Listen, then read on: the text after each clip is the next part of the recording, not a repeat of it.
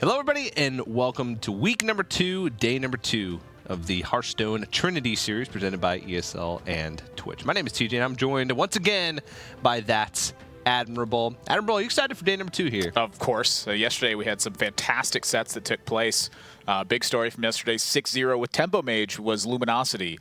And today, I think there's potentially some mix-up with some more mages going on. But how are you doing today? I'm doing great, man. I'm looking forward to it. Hopefully some more shakeups today. We have a good lineup of teams, including G2 in our first matchup. Let's go ahead and take a look at the format for the Trinity Series. We invited 8 of the best teams that competitive Hearthstone has to offer. They're going to compete in a 7-week round-robin stage where all teams will play every other team just once. At the end of it all, the top 4 teams will advance to a live finals here at the ESL studios in Burbank, California. And there they'll compete in a double elimination bracket for their share of a $150,000 prize pool, with the winning team receiving $75,000. That's a lot of money. Oh, yeah. Now, of course, they got to split 3 ways, so it's $25,000 each for the winning team. For playing some Hearthstone. That's pretty, well, for winning at Hearthstone.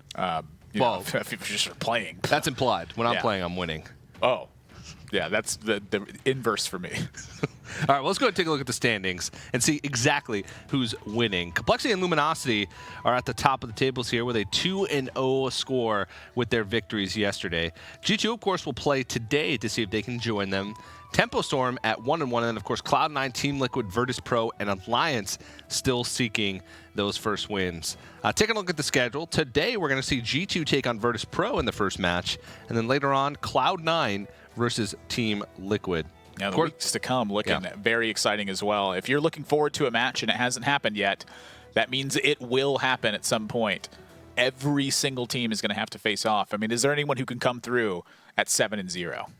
Well, we'll see. I mean, the teams we saw yesterday looking strong. Luminosity looking incredibly strong. G2, I mean, they had a sweep in their first week, so definitely looking forward to seeing them today. But let's go ahead and if you guys want to get in on some of the conversations, you can tweet using the hashtag Trinity Series at ESL Hearthstone. If you let us know who you're rooting for, because there's a lot of teams that would like to see your support. Luminosity was incredibly fun to watch yesterday. Oh yeah. So if you like some of those moments, you can tweet at it, or any of the moments throughout the day today. But let's introduce the first matchup. G2 versus Virtus Pro. G2 coming off their huge win in week number 1. Yeah, I mean, 2 world championship representatives on each team. G2, of course, with Tice, and Virtus Pro with Dr. Hippie, who was the runner-up at the World Championship this year. These 2 teams are incredibly strong. And with Virtus Pro, they may have a little bit less popular names alongside with Bunny Hopper, but Bunny Hopper is no slouch. This guy can play. He was at the European Championships. All 3 of these guys were where they kind of formed this team. And Virtus Pro, being one of the older standing organizations in esports, they branched into Hearthstone this year, and since then, some fantastic success. Yeah, so let's go ahead and take a look at the format for the matches. Each team submits 9 unique decks, 1 for each class. Prior to the match, the teams will ban 2 decks away from the opposing team, and then out of the remaining 7, we'll pick 6 to play in the best of 11 match, so they'll exclude 1.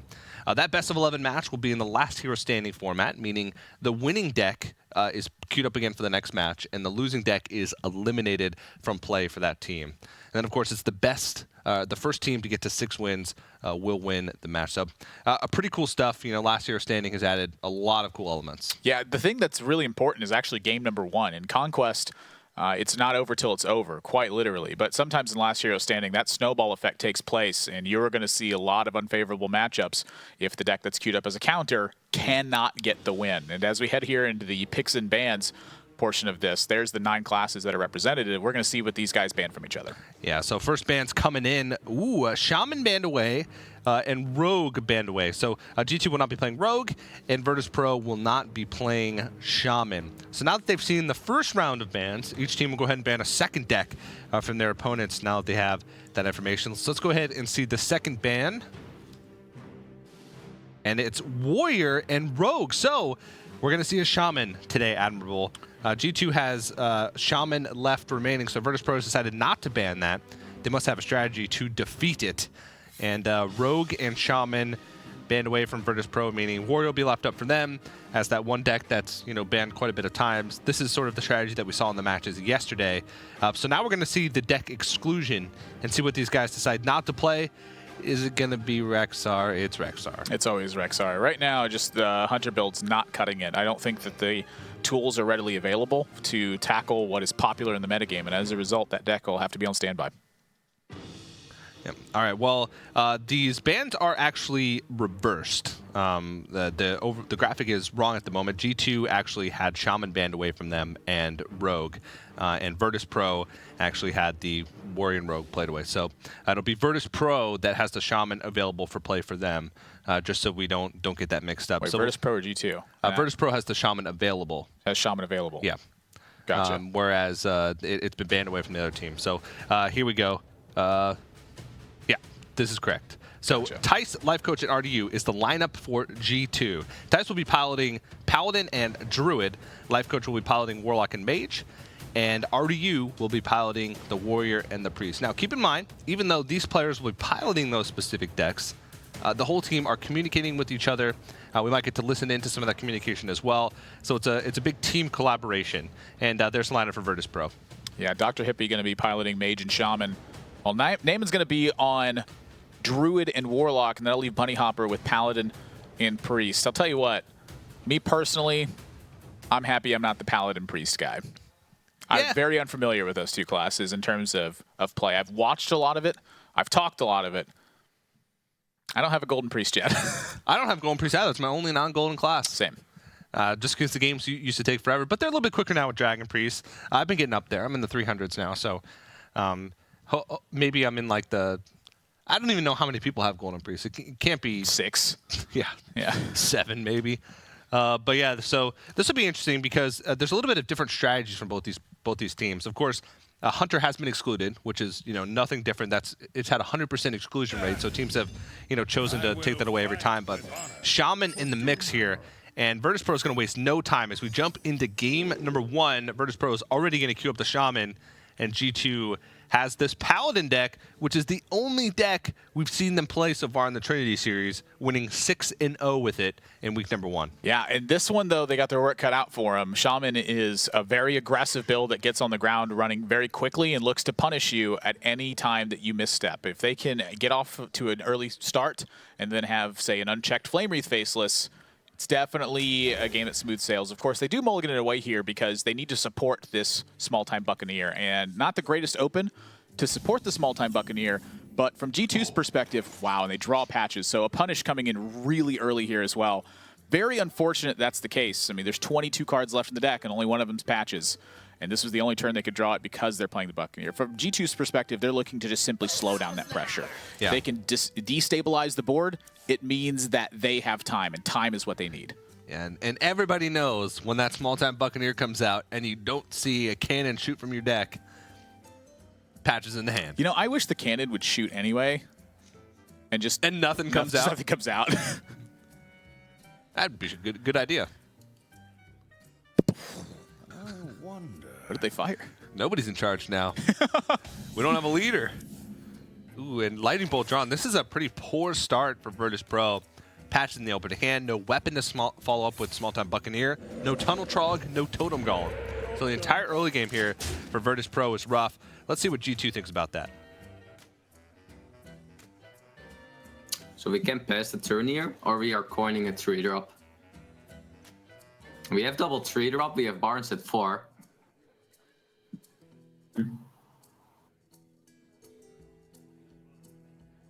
So they have nothing for 2 mana here. I don't think they have... I'm pretty sure they don't have the J clause. They might still have Spirit clause, but I'm probably certain they don't. They will think about it at least, like, not so fast totem. Turn 3 might be Feral Spirit, so against that coin, War Leader is good. I think the War Leader is solid. The War Leader is only bad if they have Flame Tongue. It's not even that bad. It's worse if they go to the face for freaking 6. So yeah, is there any consideration keeping coin for Pyro, or do you think it doesn't matter? I don't think it matters much. We need a hit anyway. It might matter at turn 5. Yeah, I like the Malok then. Yeah, I like it too. Just go more like into Burn Bristle. Even if they lightning bolt it, we know for 2 mana they don't have much. Yeah, well, maybe the Flame Tongue. Lightning Bolt is really good if they use it because they cannot play Flame Rift. Lightning Bolt would be awesome.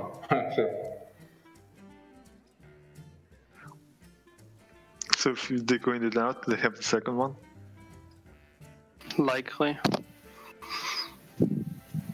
We play double pirate lightning bolt. No, I think just Hero Power and Lightning Bolt. What's You wrong wanna play with the pirates? I have coin. I mean, it goes on. We played. Yeah.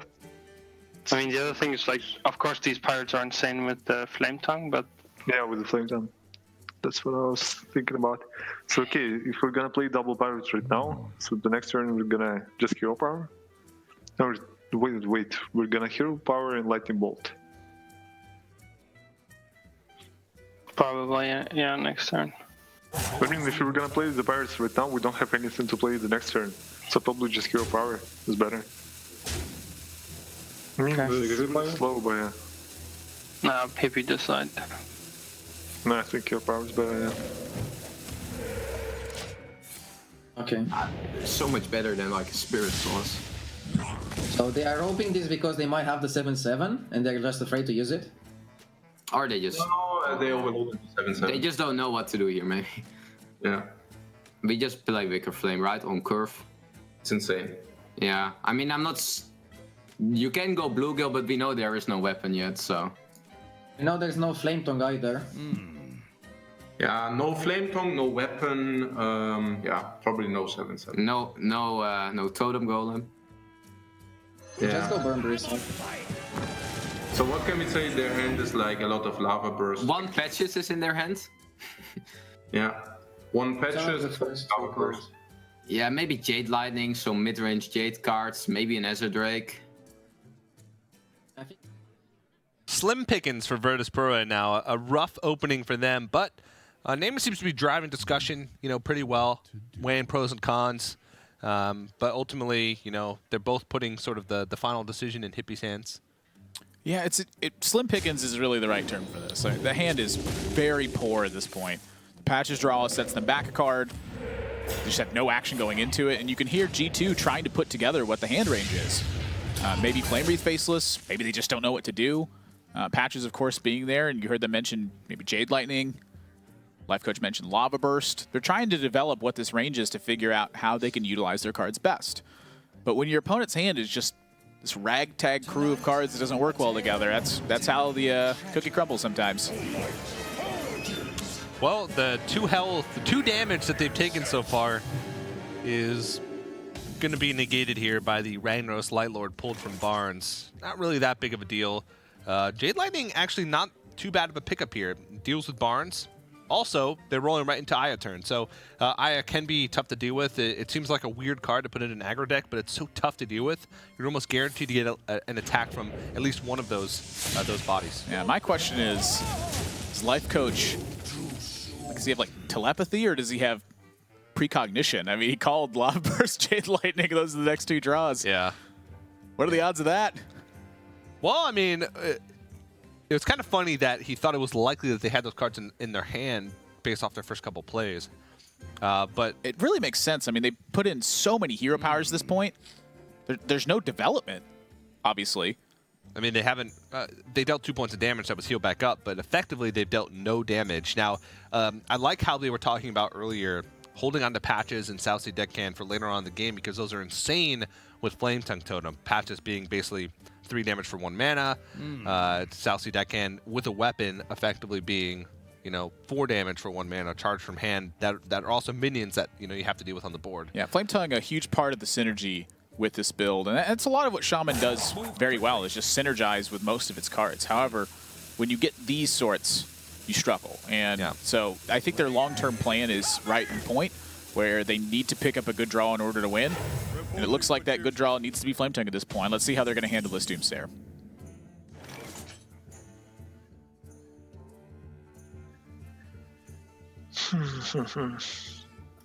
I like Flame Totem.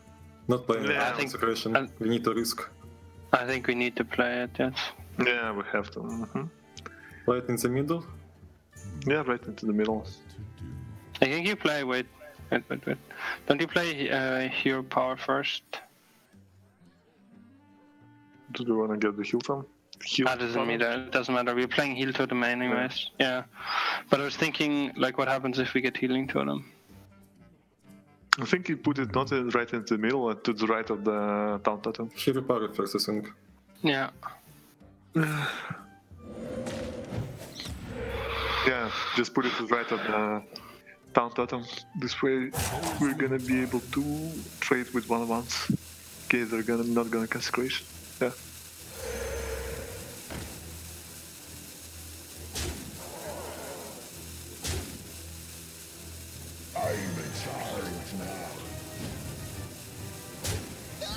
I was trading the wrong one. Yeah, wrong. This is the... 3, 6, 7. So we can Solemn Vigil here, just... Or you can Bluegill Solemn Vigil.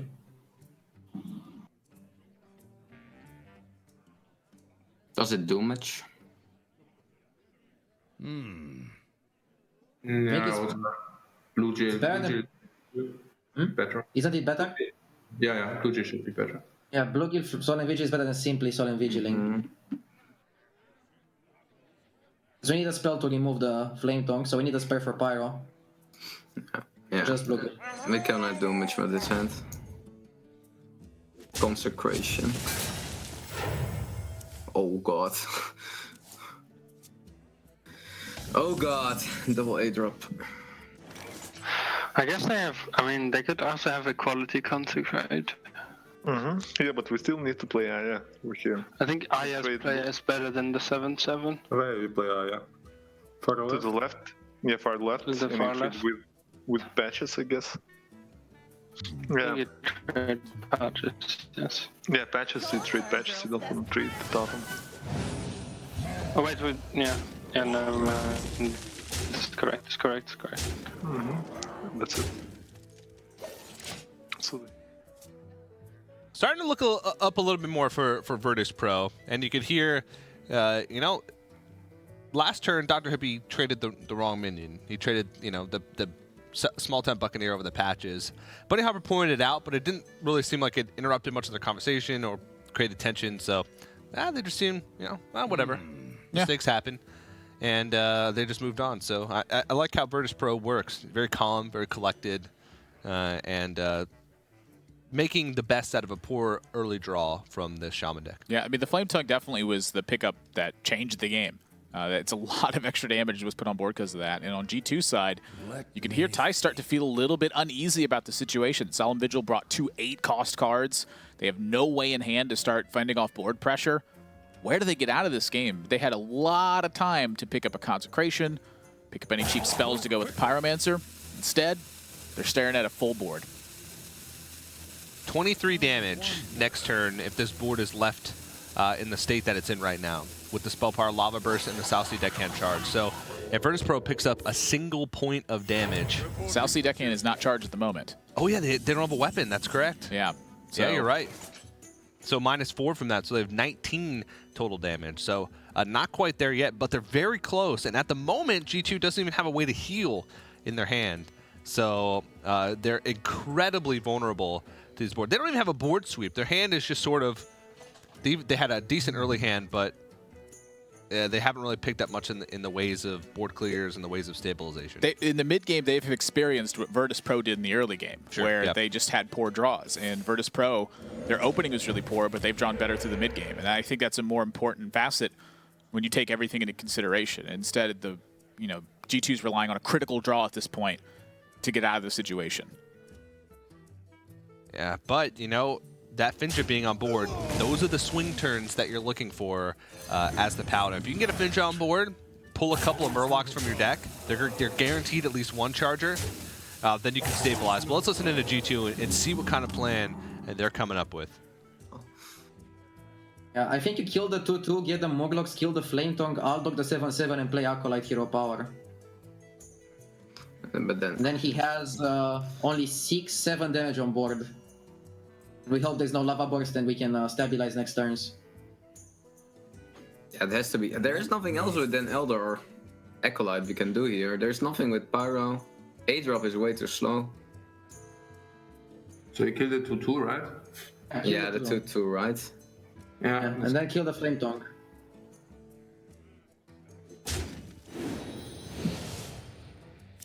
Yeah, there's no way that we can drop an A-drop here, right? Tyrion. Kill This. this first, and then we can think about it. So we have the room of... Ido's reducing 6, Tyrion is reducing something the same. Probably more, right? Yeah, we can do Tyrion here. Tyrion is reducing more. Is he?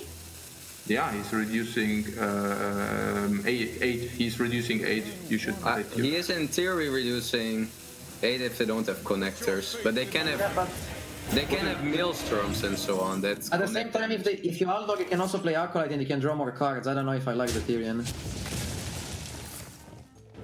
Anyways. He's at least healing 7, whereas Ido's only healing 6, and we need every... Yeah, but I mean, there are cards like Maelstrom that are getting additional damage when we play Tyrion. They didn't have Well, just sort of showing the strength of Shaman, even with a poor early hand against some of these, you know, greedier control decks that are meant to counter slower decks.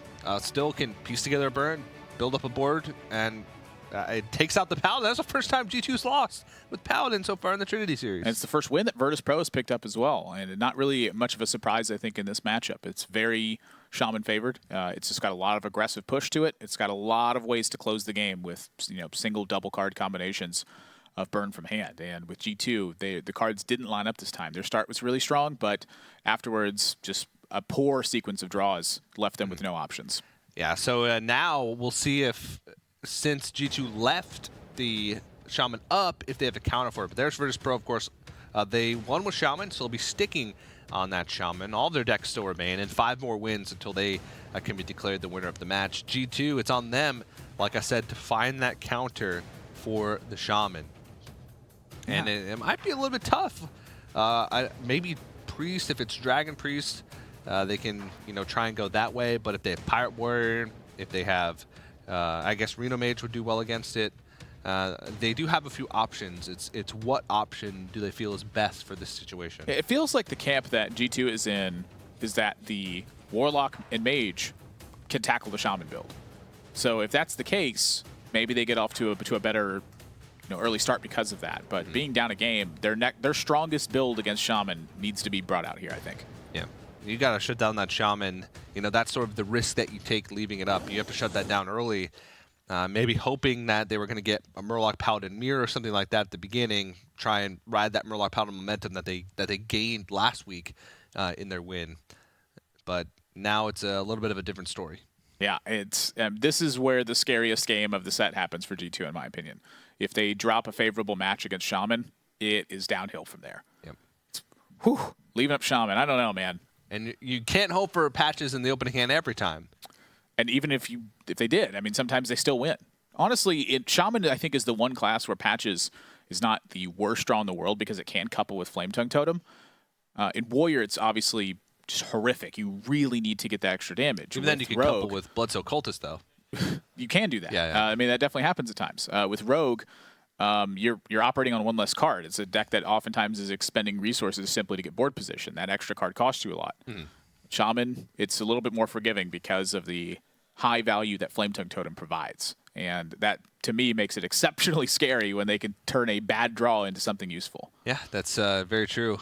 Now, one thing to note is that the Shaman deck is pretty vulnerable to Reno Mage, but Reno Mage is sort of on the way out in the Trinity Series. If yesterday told us anything, we saw Freeze Mage, we saw Tempo Mage. Because of how the meta was last week, people are realizing that maybe Reno Mage isn't that good because it really only beats, you know, a couple things, maybe 1 or 2 things that's in this current meta. But we'll see what G2 decide to go with. They did queue up Mage, which, you know, leads us to believe that it is a Reno Mage because it's probably the Mage that has one of the best matchups against the Shaman and a Faceless Summoner in the deck. One of the things you can count on when Life Coach is playing is that if it's a Mage, it's almost certainly a Reno Mage right now. Life Coach tends to be one of the more predictable players in terms of archetype, but that doesn't make him easier to play against by any means. He's still a very strong and fantastic player. But his builds tend to be very value-oriented, and he's looking to grind your resources into dust, and as a result, taking advantage of it. So some of the choices you've seen in the Reno Mage so far, maybe not typical choices. His build, again, it tends to be more value-oriented. But right now, there's all different kinds of Reno Mage builds. There's ones that are focused around burst potential. There's ones that are focused around super late game scenarios. There's ones that are focused around buying tempo at every step of the way. Every single one of them is different, and watching Life Coach play it is certainly something. Definitely is. And G2 picks up Reno already in this game. So already looking in a great spot with a lot of early game tools, plus the Reno Jackson to back it up. So Virtus Pro already looking like they're going to be in some trouble, even though they don't know it yet. Let's listen into G2 to see how they feel about this Reno Jackson pickup. Also second-rate bruiser. Their answer for 2 mana is only Flame Tongue, I think. So Yeah, Lightning Bolt is also quite annoying. Also the weapon if they have it. It bursts the... it blocks the turn. Blocks their turn. And then Yeah, but what will they do if we just ping here for 2 mana? You want to be sure that we might get the Reno turn 5, right? That's your I mean, the worst case, they Flame Tongue, and then we are not too happy with the Bruiser. But we can still play the Bruiser. They will play something on board next turn. If you play the Bruiser now, is it not super annoying? Like, what is the worst which can happen? Flame Tongue, they have to send 2 dudes in. Or the one on the left side, which is also pretty bad for them, right? I don't mind the Bruiser too much. I just hope we get the Reno in time. We have the Earthen Ring next turn. We can ping, I don't mind it. It's like, it's very close. If you want to ping, we can ping. I like the Bruiser. Okay. I like the Bruiser also because I don't want to become Jade Lightning turn 4. And if you do this into the turn 4, we might get Jade Lightning. I don't see a clean answer. If they have Lightning Bolt, it's not a clean answer. It also overloads the 4, which is the most important turn. It also blocks off the 7/7. If they have the Jade Claws, it also blocks off the turn 4, which is the 7/7, which you cannot answer at the moment. And if they play Flame Tongue, they don't have clean attacks. Yeah. I mean, it's weaker to Doomsayer, obviously, but other than that, we end up with the same board. But we also have a weapon up. So it's Jade Claw, double trade, I think it's Jade. extra power of Lightning Bolt, something. Yeah, I'm just thinking, do we really... Yeah, no. Like, Lightning Build is even worse to Doomsayer, so I think it's Jade Claw. And double trade the wait, pirates. Why? I'm just thinking... No, okay, yeah, just keep that on going, yeah. Yeah, it seems that I didn't sleep that well. No, please. I mean, the case, Jade Lightning is still a case that you kind of want to have it next turn, but now we're really playing into top decks. But wherever we could... So the Earthen Ring heals us, obviously, and then we get clawed down by the 1/1 and by the claws. We have the Aesthetic Swampus, which might not see additional value later, but the value is also not tremendous. But it doesn't get answered on... It doesn't get directly traded away like the Earthen Ring does. Yeah. What is our next turn? Earthen Ring, maybe? In worst case. Maybe play the Earthen Ring now. Next time we could ooze and ping. Yeah, but they will use the weapon, that's the problem. If they use the weapon. Yeah, of course. So you want to ooze. We also miss out the heal. You think Earthen Ring... I'm not sure that they will use the weapon. 3 mana. Yeah, I don't mind the Earthen Ring either. I mean, it's better on curve. Yeah, I think we should stay mana effective. Then we can also play Acidic Swampus and ping next time. We can also draw other 4 stuff. If they use the weapon, it's also the last weapon charge, which might not be what they really want. If they replace the weapon, the Acidic Swamp Ooze and the ping. Some interesting discussion there from G2. I like the Life Coach's style. When he's piloting a deck, he'll present his opinion. He'll let everybody else say their opinion. And if they don't present a strong enough argument, he'll just go with his play. I like that. When he's not convinced they'll use the weapon, to me, I feel like he means there's a chance that they have Flame Tongue Totem. There's a chance that they use Lightning Bolt. they can do other things as well. But if they don't have an answer to the Earthring Farseer outside of hand, they're certainly using the weapon. So in this instance, when they draw the Flame Tongue Totem, they get to push the damage here. They use Lightning Bolt, and it looks like they swung with the weapon as well, and that might have been a bit of a read here. Nope, no swing with the weapon, so this is going to isolate the Totem Golem on the left side. But with Virtus Pro, you could hear how unhappy they were with the sacrifice they had to make of their 2 smaller minions just to take care of the second-rate Bruiser, and that's what Life Coach was going for. Force your opponent to make a difficult decision. Yeah, and it works out for him in the end. They get the weapon destroy, effectively blocking that 2 damage. The question is, will Virtus Pro be able to put on enough pressure to kill G2 before the Reno Jackson turn? I don't think it's possible. They know that that's going face. Next turn they'd have, you know, they might be, if they Jade Lightning this turn, if they pick up second Lava Burst. That might be an option if G2 leaves the board as is. But let's go ahead and see if G2 is getting scared now that they're starting to get pretty low. That's right. Yeah, no matter what. Let's do. Yeah, we have to play it even. And then we think if we still Flame Tongue, we... Oh. 2 spells. It's pretty painful. It's alright. I do it anyways. I play the MC deck anyways. So, what 2 spells can they have? Let's say they have... Lava Burst, Maelstrom Portal. Doesn't really matter. The MC deck has to come down here. Yeah, we play MC tech, yeah. Engaging TC-130 until We also have the Reno next They turn. can have a weapon too, of course. Can also have a weapon. Yeah, right.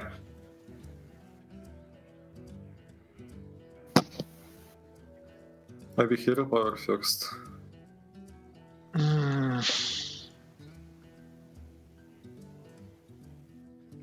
I don't know. Yeah, but we want to play Jade Power, Lightning. maybe. For Lava Burst. Actually, yeah, but you want a hero power, yeah. Probably, yeah. Hero power, yes. Yeah.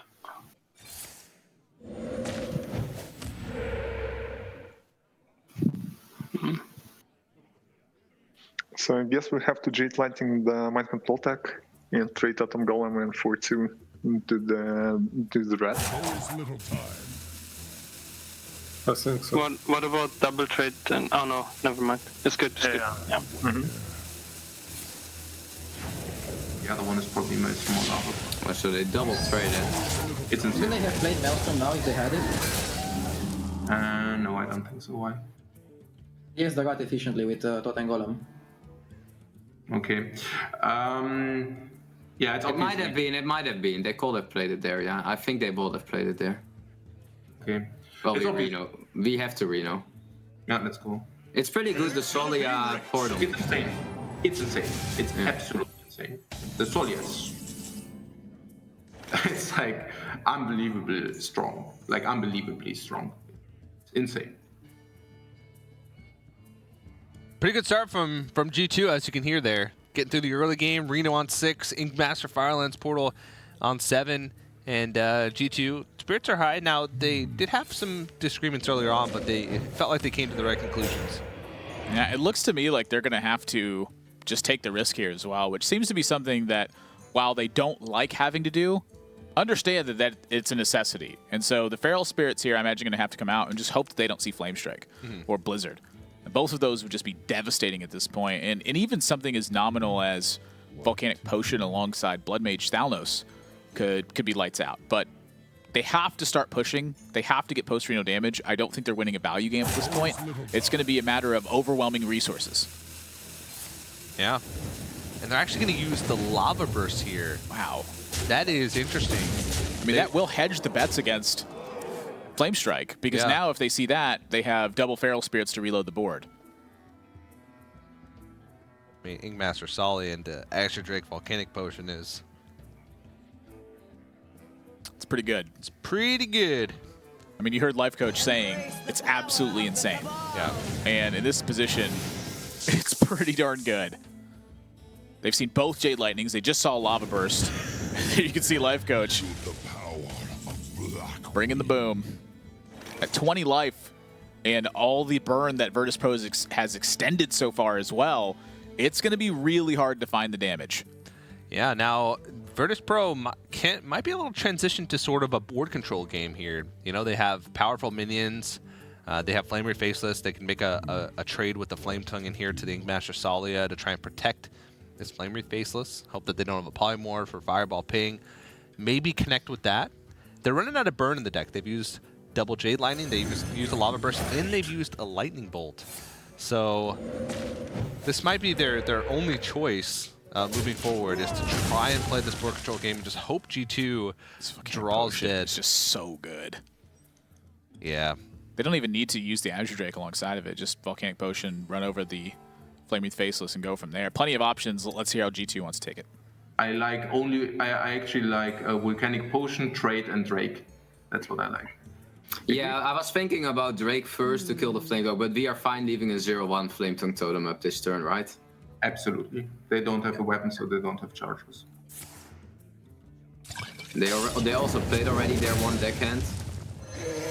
Yeah, but they also don't have a weapon, so that means they probably don't have charges.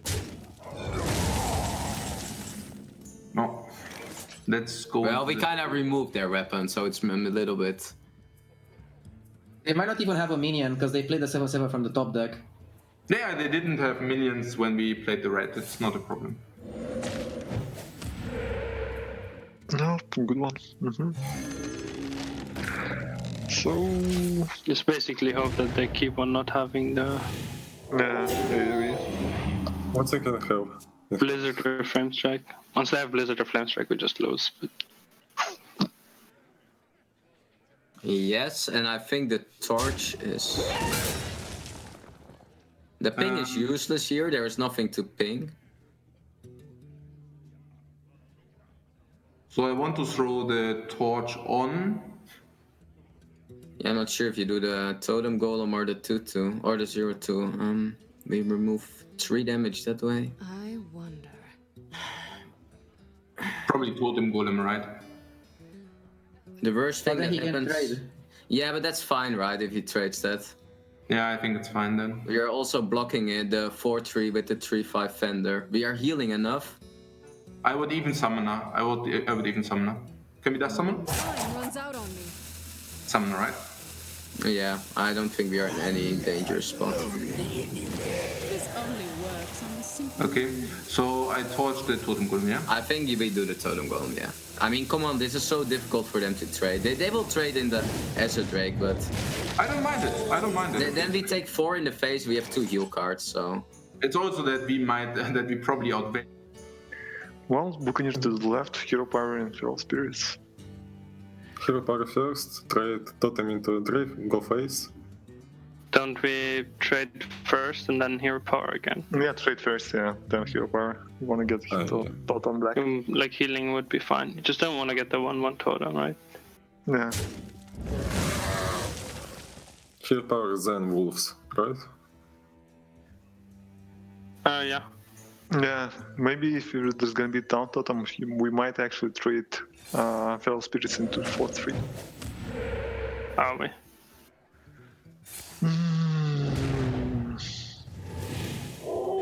It seems like a good trade. Wait.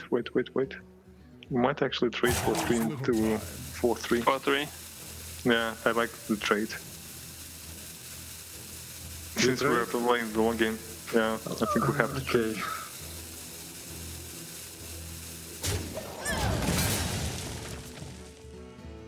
Brutal. They're trading. Yeah, that's not what you want to do with a Shaman at this stage of the game. You heard, once again, G2, they know they're not in danger in this spot. It's pretty hard for them to be in danger given the burn expenditure as well.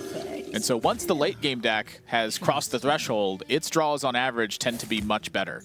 Yeah. So the Arcane Blast here, even as poor of a draw as this was, still serving as a function of removing 4 damage from the board. Now they're at 22. They have a better board position. Virtus Pro only has a couple cards in the build that they are ecstatic about drawing at this point. I don't think the close is there, and you heard them mention we might have to play the long game. Yeah. That's not a good thing at this point. Nope. I mean, they have like Spirit Claws and tunnel trogs and stuff left. Spirit Claws could be good. If they get to a point where they can just totem up every turn, Spirit Claws becomes 9 damage. It can be, but G2 is... They're putting together a board position. They're going to close soon.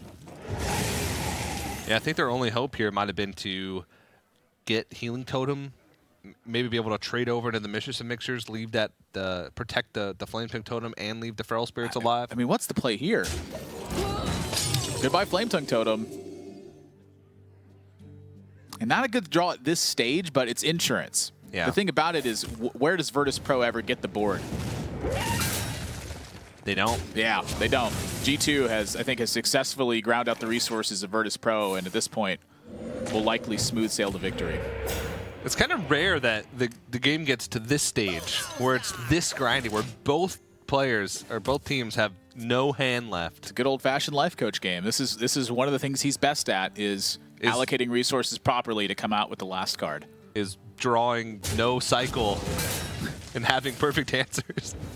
Well, their answers weren't perfect, honestly. I mean, his risk on the Earthen Ring Farseer was very real. Yeah, that's true. And it paid off in spades. Yeah. They went for the Dirty Rat Mind Control tech. There was no minion in hand. If they came away with a minion steal on that turn, there was almost no way they lost the game. Yeah, that's true. Virtus Pro has taken the board. Virtus Pro has lost the board.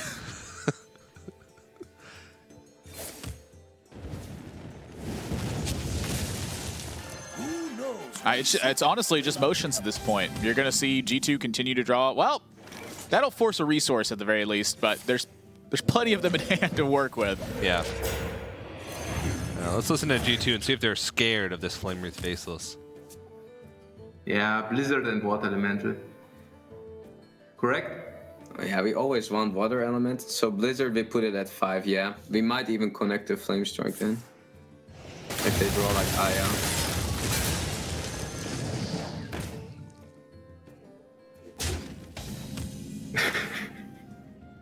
Can they ever outvalue us? No, right?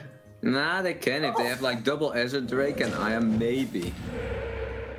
No, they should not. They don't play double Acid Drake. Why should they play double Acid Drake? Where does this stuff suddenly come from? Okay. Ah. Yeah, we play Medivh, right? Yeah, of course. Of course. I mean, the Medivh stuff is only also as good as... do we... What do we ping here? Yeah, like this. They will probably make the trade. But then they never win if they make the trade. And now we win because we have the value. Yeah, I heard Medivh is a little bit of a value cannon. Let's say Atish is a value cannon. Actually, it's weird, right? I mean, the holder of the stuff is weaker than the stuff itself. 7/7 and hit Bran. That's tough. I mean, they have Frostbolt. I think we're trying with 7/7. Yeah, we probably do, because otherwise they can just like ping and then hit their face in. Because they're just Weapon into Bran, I think. Yes, you hit Bran once. Just need to kill it next turn. But I don't think after getting the Medivh the Guardian out, they're losing this. So do we ever live? No. Right. The answer is no. Please no, they're all spell power to them now. Going to fatigue.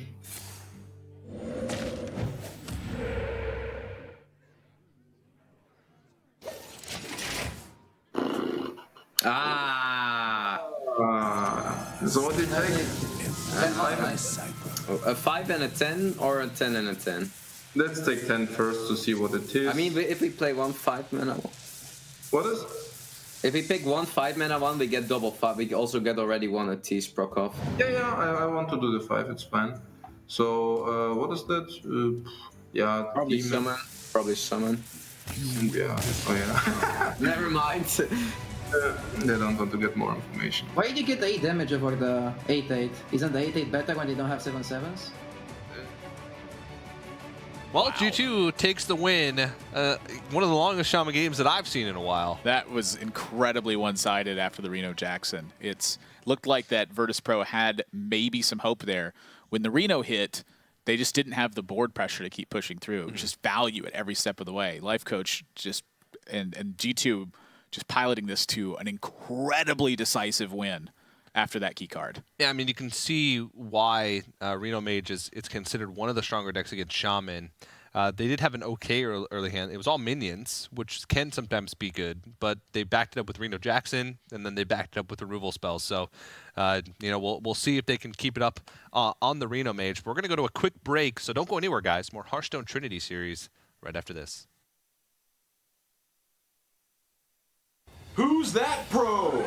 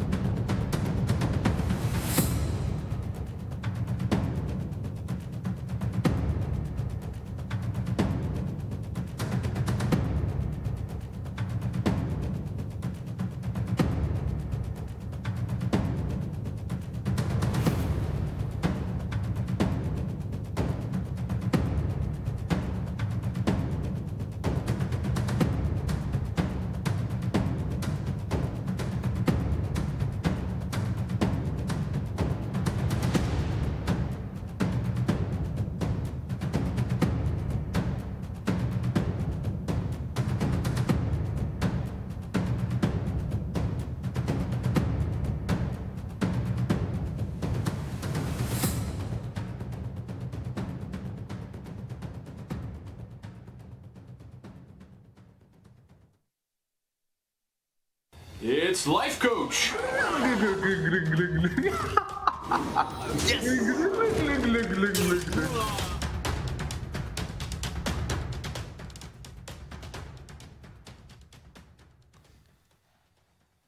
everybody, and welcome back to the Hearthstone Trinity Series presented by ESL and Twitch. About to jump into game number 3 of the first match of the day. My name is TJ, joined once again by That's Admirable. Hope you guys enjoyed the Who's That Pro segment for today. That was Life Coach giving his Murloc impression, his anything can happen impression from last week. It's such a joy to listen to Life Coach play. We were actually just talking about this during the break. If I had anyone who spoke to me about Hearthstone the way that Life Coach just speaks about Hearthstone in general, I feel like competition would be right there for me. Yeah. Like I'm so passionate about it when I hear him speak about the game. It just gets me excited. I love that. Yeah, especially when he actually animates his spells in real life. His Firelens Portal, the Master Salia. He's a joy to watch, and now he's not even there. Okay, he's back. Good. We got Life Coach back into game number 3. This is why he ropes so much. He just leaves. Can't stay in his seat. But this Real Mage is quite greedy, which, it runs a lot of minions. What? Did you see that? What? He just kept Medivh. Well, they know what deck this is. It's a Druid. I'm okay, flabbergasted. So Medivh is a great card against Jade Druid because it's one of the only ways that you can build a board and deal with a board at the same time. I mean, I don't mind it. I honestly am shocked. I just didn't think about that. Well, I guess they realize that they're going to have a lot of time in this match, and one of the only, Reno Mage is considered one of the weakest matchups to the Jade Druid. Jade Druid is incredibly strong. So sometimes you got to take risks. I mean, I think I agree with it, honestly. When you explain it to me as it's one of the only ways you can get the board from them, that's true. Jade Druid scales up very quickly against a build that's not pressuring it. It has sort of impunity with playing all of its Jade cards. And the first one starts as a 1/1, but that 1/1 says give all your future Jade stuff +1/+1, and that keeps going. So by the time they get to a 10-mana turn, they're usually making 5/5, 6/6, 7/7, and it just keeps going. You can't outvalue that with the resources that are in Life Coach's deck. So his plan seems to be quite literally play Medivh and then crank out tempo spells and kill you with the minions I get. Yeah, that's basically exactly what they have to do. This matchup is, as you mentioned, for many reasons incredibly poor, and there's a couple ways you can do it. You can either have tech choices like Medivh that can allow you to do that, or you have to like pressure early and you know, kill them before they can get to the point where their Jades are becoming an issue. That's hard to do with a deck full of responsive cards. Is pressure your opponent. Virtus Pro here with a wealth of options to go with this. Bran is so strong against any of the control builds because it's so easy to get extra Jade minions as a result of that and really punish your opponent. They're going to go with Azure Drake here and want to start the pressure a little bit early. They did have the option to ramp with the Nourish, but their card economy is going to be fantastic with these couple of Azure Drakes, as well as being able to cycle the Wrath. So I'm wondering if that could have been used for ramp at all. But maybe they are just saving it for card draw, knowing that it's likely that in a resource battle where they're able to draw cards with it, they win. Yeah, but let's go ahead and take a listen into G2 to see what kind of plan they're coming up with. Spot next turn. It's for sure better next turn than now. It will be really good if Doomsayer goes up next turn. That can be really good. They kept Azure Drake, by the way. They kept Azure Drake in their starting hand. Okay, wow. I think. Yeah. Oh wow, that's really awesome. You just need to find answer into to his Doomsayer. Okay, this is awkward.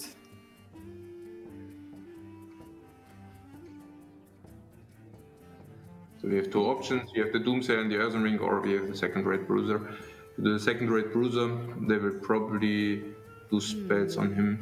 1-2 spells, maybe even combine with Fendel. If they Fendel Wrath it, we are completely done. Might as well be Earthen Ring and Doomsayer.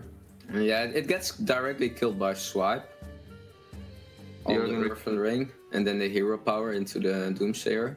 That's not a problem. Second-rate Bruiser also directly gets contested. Yeah. We just do it, yeah?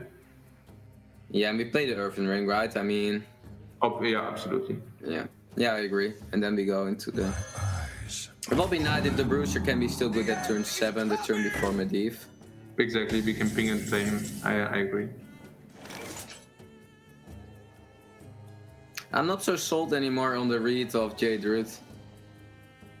Alright, sure. It's a good Doomsayer for them. Good Doomsayer. Is it? Yeah, blocked. Yeah, blocked. Few other turns. I like swiping 3-3 and trade just. Hero power. Just using hero power. Over Wrath. We don't need Wrath to draw with Wrath, so we can just use it for 4. Our hand is good enough. We can Okay, yeah, we swapped the 3-3. Yeah. Yeah.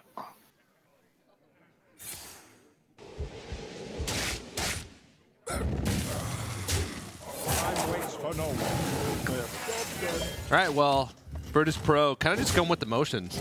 They're not really, formulating a game plan. The only thing that they said was they need to find an answer to Doomsayer, but the Doomsayer just came down, and they had plenty of ways to answer it. So, Doomsayer, one of those things that's actually pretty crucial in this matchup. A lot of times in the late game, you can clear a board full of Jades with a freeze plus a Doomsayer, but G2 opting to go with trying to answer the board now and keep up with Virtus Pro instead of trying to play for the late game, which they know they'll lose inevitably. Yeah, the spirits of G2 also pretty high, I think, despite the fact that they're in a poor matchup and also in a fairly poor situation. Something that Doomsayer did allow is for them to get the Faceless Summoner on board without facing a ton of extra pressure. If they don't play that Doomsayer, Virtus Pro just gets to add a lot of development.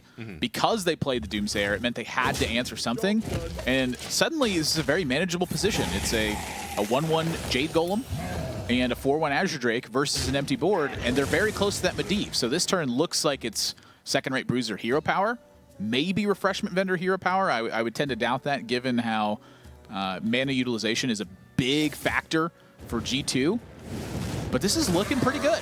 Yeah, I tend to agree. They understand that, you know, they kept the Medivh, so they had a clear game plan from the start. And that Doomsayer, even though that can be used later on, it fits their game plan of trying to keep up with the board, slamming Medivh, and then going for a big push. Follow-up spells, clear the board. Virtus Pro hasn't ramped up their Jades pretty much at all yet. They can go for a huge turn here. But let's go ahead and listen into Virtus Pro and see if they're coming up with a plan to tackle this Reno Mage. But then Bran gets dealt with easily. Yeah. What's the biggest pressure play? Bran and Aya. I like Bran Aya. Maybe. Yeah, the next turn we will trade with Idol into. I want to trade with 1-1. Actually, trade the 1-1, yeah.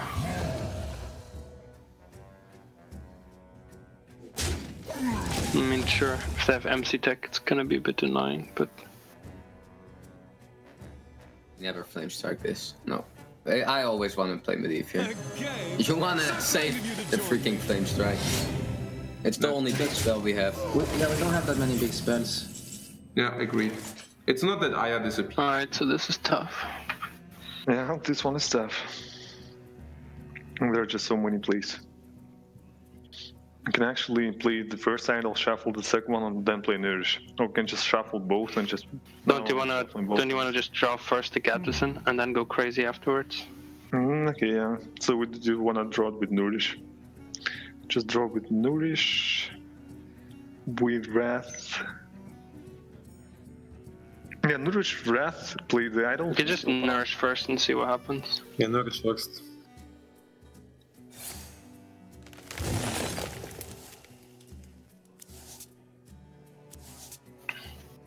And don't want to mulch it.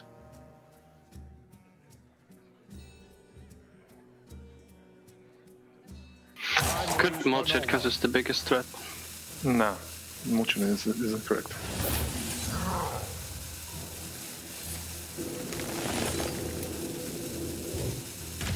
Playing in rough MC Tech. That's fine now. Yeah, but plays right into Flame Strike.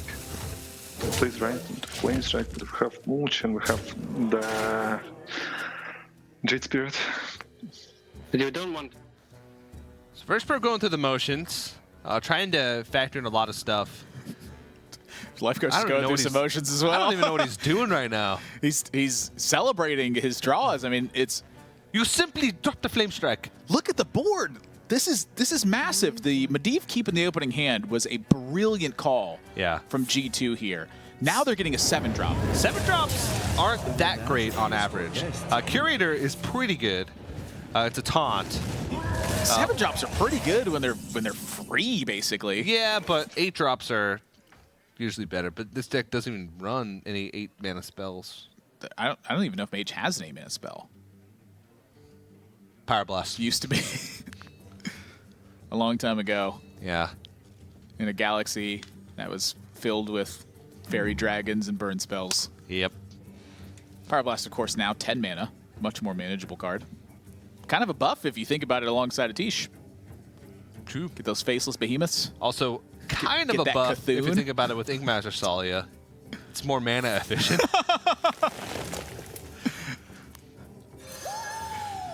All right, well, this is Virtus Pro effectively telling us that they have Gadget and Auctioneer Summon the deck. Of course, it's, you know, standard. Yeah. When you cast a spell, you draw a card. Excess mana is a spell from Wild Growth. Invest the mana now. Have a free card draw later. G2, that Atiesh, you know, paid off a little bit with the Curator, but now they have no Flame Strike. They only have 1 spell in their hand with this Ice Block.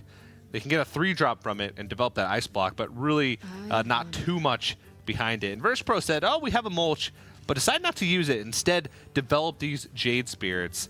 As soon as Virtus Pro hits that Gadgetzan Auctioneer from their deck, they can start cycling those Jade Idols, get the excess mana cycle going. So let's listen into Virtus Pro and see what they're thinking about going through these turns.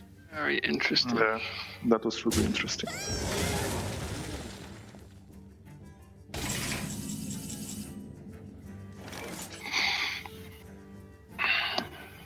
Feral Rage from plus Behemoth. I like that. Just Yeah, and trade with everything. Do you go maybe face with 7/7? I would go face with the 7/7 and trade only the other two. I like going face with 7/7. So you Feral Rage the 4/4. A Behemoth. Trade the 6/6 into the water alley. I mean, I don't think you can afford to leave up the Talnos though. So you just do that, then go face. At least. Okay, the spell gets burned. You can Solia Poly block. Yeah, but then the Atish goes into nowhere. Yeah, that's the problem. What to do? Do we polymorph the 8/8? I don't know. Polymorph 8/8 and what? What is it? Is it then Ice Block Pink or, I mean...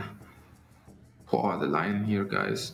We could Ink Master, probably Ink Master, Polymorph, but not the Ice Block. That's the line, right? Then we ping the polymorph, you mean? Yes. Oh man, it hurts me. Do you see something better? No, but it hurts me with seeing the T's getting. Embrace the power of the Cabal.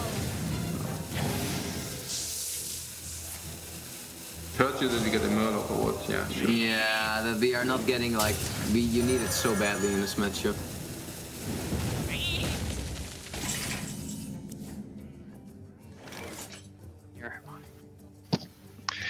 I don't want to shuffle the one idol. I just No, wanna go we don't first. want to shuffle the idol now. I think you just No. excess mana first. That's why. Swipe seems reasonable. How much damage do we have? 10, 12, 14, It's lethal, right? 18. No, it's not. We 9, have inner 12. fate. We have 9 in hand, One, yeah. and True, we have true, true. 2 and 12 on board. So 12 on I think we do that. Yeah. Yeah. Good call. Lethal is usually the play. Yeah. I mean, we just can BM and don't triple them. Yeah, but All right, well, Virtus Pro, they spotted it. Naming at the beginning is like, Swipe's pretty good. Turns out killing your opponent's pretty good. Oh, I'm not going to swipe the Ink Master, that's for sure. I'm not in the business of killing 5/5s when I can kill my opponent. Opponent's much bigger than 5/5. Got to play the value game here.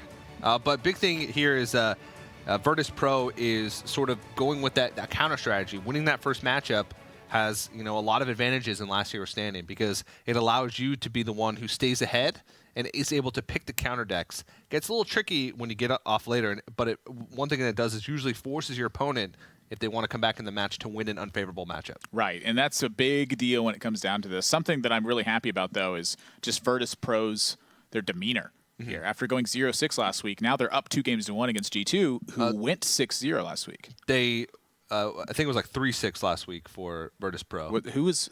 Alliance. G2 beat Alliance. Alliance, that's what it was. I'm sorry. Virtus Pro 3-6. But they were one of the teams that I think was down there on the standings. You're right. All they the were other teams, 3-6. all the other teams went 5-6.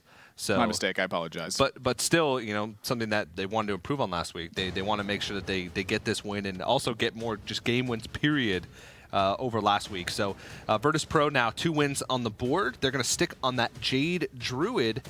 And Jade Druid was actually the deck in week number 1 that had the second highest win rate overall next to Murloc Paladin, which was sort of inflated by the fact that G2 went 6-0 with it. So we'll see if they can continue on that. Now it's up to G2 to find a deck that can counter that Jade Druid. They have their own Druid. They have Warlock. Warrior Priest? I don't know. What do you think here? I mean, I imagine it's the Warrior. One of the things that, assuming it's a Pirate Warrior, one of the things that Jade Druid decks struggle with the most is fairly reckless aggression, and that's what the Pirate Warrior builds are all about, is just very efficient early minions and weapons to deal direct damage. If Virtus Pro can't build a wall of taunts very quickly and then also find ways to stabilize their life total, they'll tend to just fall out of the game. And having their own Druid build to fight against the remaining decks from Virtus Pro could be a big factor here. So the Jade Druid matchup might be favorable for them, assuming theirs is Jade Druid, but I imagine the Warrior is going to be their strongest build. Yep. Virtus Pro, they do, now one of the things that Jade Druid preys on is the Reno Mage, but we saw Virtus Pro last week was one of the teams that opted to not go with the Reno Mage. They went with Freeze Mage instead. Didn't have much success, but maybe thinking outside the box a little bit. That could be sort of the X factor in this series against a team like G2 who tends to play pretty standard stuff. You know, they like to play the best things, and the best things right now are pretty cookie cutter. So we'll see what G2 decides to go with. Probably the Warrior. Priest is also potentially an option if they want to save the Warrior for something later on. If they're worried about the Warrior getting countered and not having that for one of the other slower control decks like Paladin later on. I don't know. But they do take a lot of time usually in Last Hero Standing. I know being at Seatsuri Cup, and you were there too as well with Tyson Life Coach, they talk so much about picks in Last Hero Standing, which was another Last Hero Standing. Super important. I mean, every single choice that you make has a different pan out, and there's a lot of iterations that you can go through with that. So you want to make sure you're calculating the best one in that situation. To kind of touch a little bit on them playing standard stuff, G2 that is, they definitely will play decks that are more predictable in archetype, but they tend to come loaded with tech choices. And their tech choices are very deliberate and very calculated, and you could just tell that's even kind of falling over into the camp where with complexity, with Super JJ practicing so much with Life Coach, you see those tech choices come into effect and have massive game-swinging effects when it comes to that point. So while the Warrior build may not be so teched out, this one is pretty straightforward. I would expect the rest of their builds to certainly have some other things to consideration. So game number 4 here, G2 will go with the Warrior, and RDU piloting the deck with Kevin Spacey watching over him, over his shoulder. And Virtus Pro naming once again on the Jade Druid.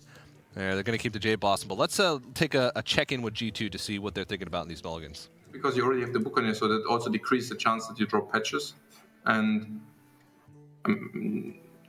it can really do a good job. Man can really do a good job, like really good. If swipe, yeah. Job's done. They kept one The card. thing is that Frozen can just deal so much damage, and it has to be answered, which is pretty sick. Oh, this is really good. They kept the left card. Yeah.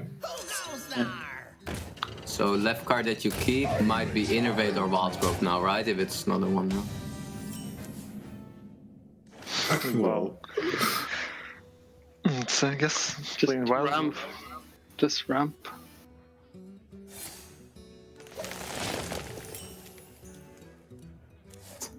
Yeah, they kept another one. Okay, now it becomes difficult. So it's never the Warx, can we agree? Yeah, I like Coin Captain. It's either Coin Captain or it's Coin Frozen. So they will probably swipe now. So if you play the Frozen and they swipe, we are slow, right? So if you Coin Captain, they cannot do that. But they could then answer with single Wrath and just kill patches, right? Which is definitely not what we want. But then we can still play the Berserk. Or we play the Berserk now. What is with the swipe? The swipe, I mean, they kept one card that's probably more like the swipe than Wrath. So if they do that, then the Captain, how is the Captain then? I don't think they kept. I don't think they kept swipe because they didn't have any other information on other cards. I don't think you just keep swipe as a stand-in, as a standalone. I actually like Coin Frozen more, because if you Coin Frozen here, I like Coin Frozen more because if they swipe, you can then Saucy, and that also protects your Buccaneer. You see it, right? If you Coin Frozen now, that's probably better. There are two options. Either they don't have swipe, then it's definitely better, always. If they ref Hero Power, are we more happy then? Yes. What? What do you mean? If they raise hero power, the Berserk dies, or what do you mean? Well, this game's looking pretty grim for Virtus Pro already. All the ramp in the hand, but nothing to stop the onslaught from G2. And you can see already developing, you know, a pretty good plan here. You hear Life Coach mention, you know, Frothing Berserker is always better if they don't have swipe, and okay even if they do have swipe.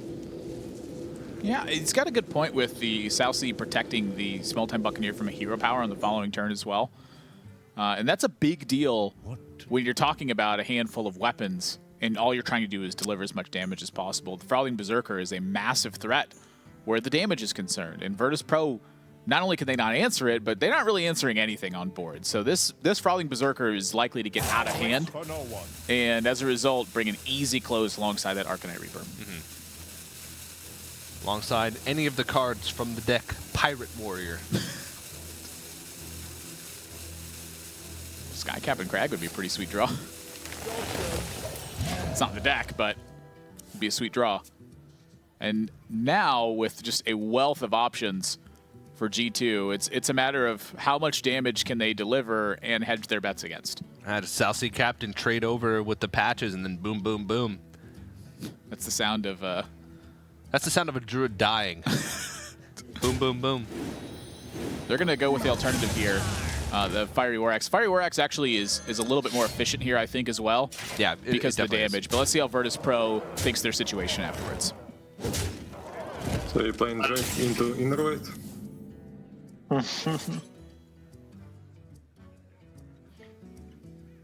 So they have 7, 10, 13. I So think Kirkron is going to be little. Ah, wait, it's not going to be 6, 10, 13. No, I'm not going to be dead next turn. No. But they need to play for the win, so maybe Drake. I think we still play Wild Ghost and Vast and Hero Power. So the next turn can go Feral Rage into maybe Jet Blossom even. And Drake into Swipe the next turn. I mean, if you're not gonna draw Innervate, we're just dead. But playing Wild Growth, Wrath, and Hero Power keeps us alive, and we have Feral Rage. I guess it could be fine. I think you play Wild Growth, Hero Power. Waits for no one.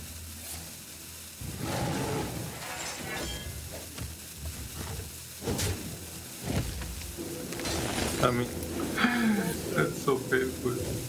Like that. Lethal.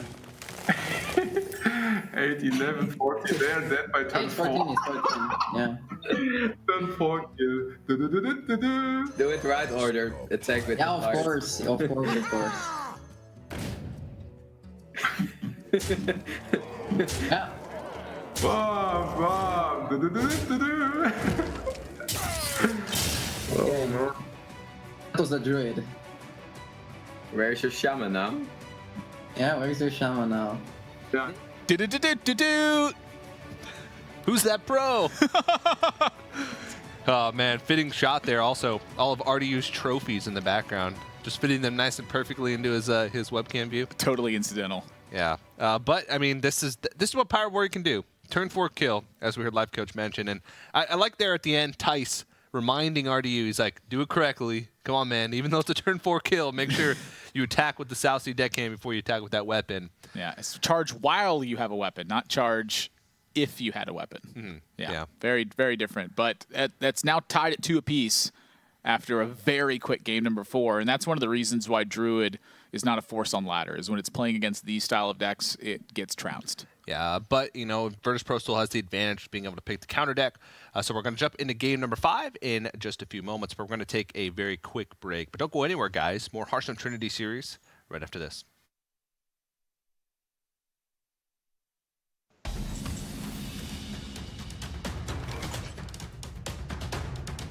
give it a shot.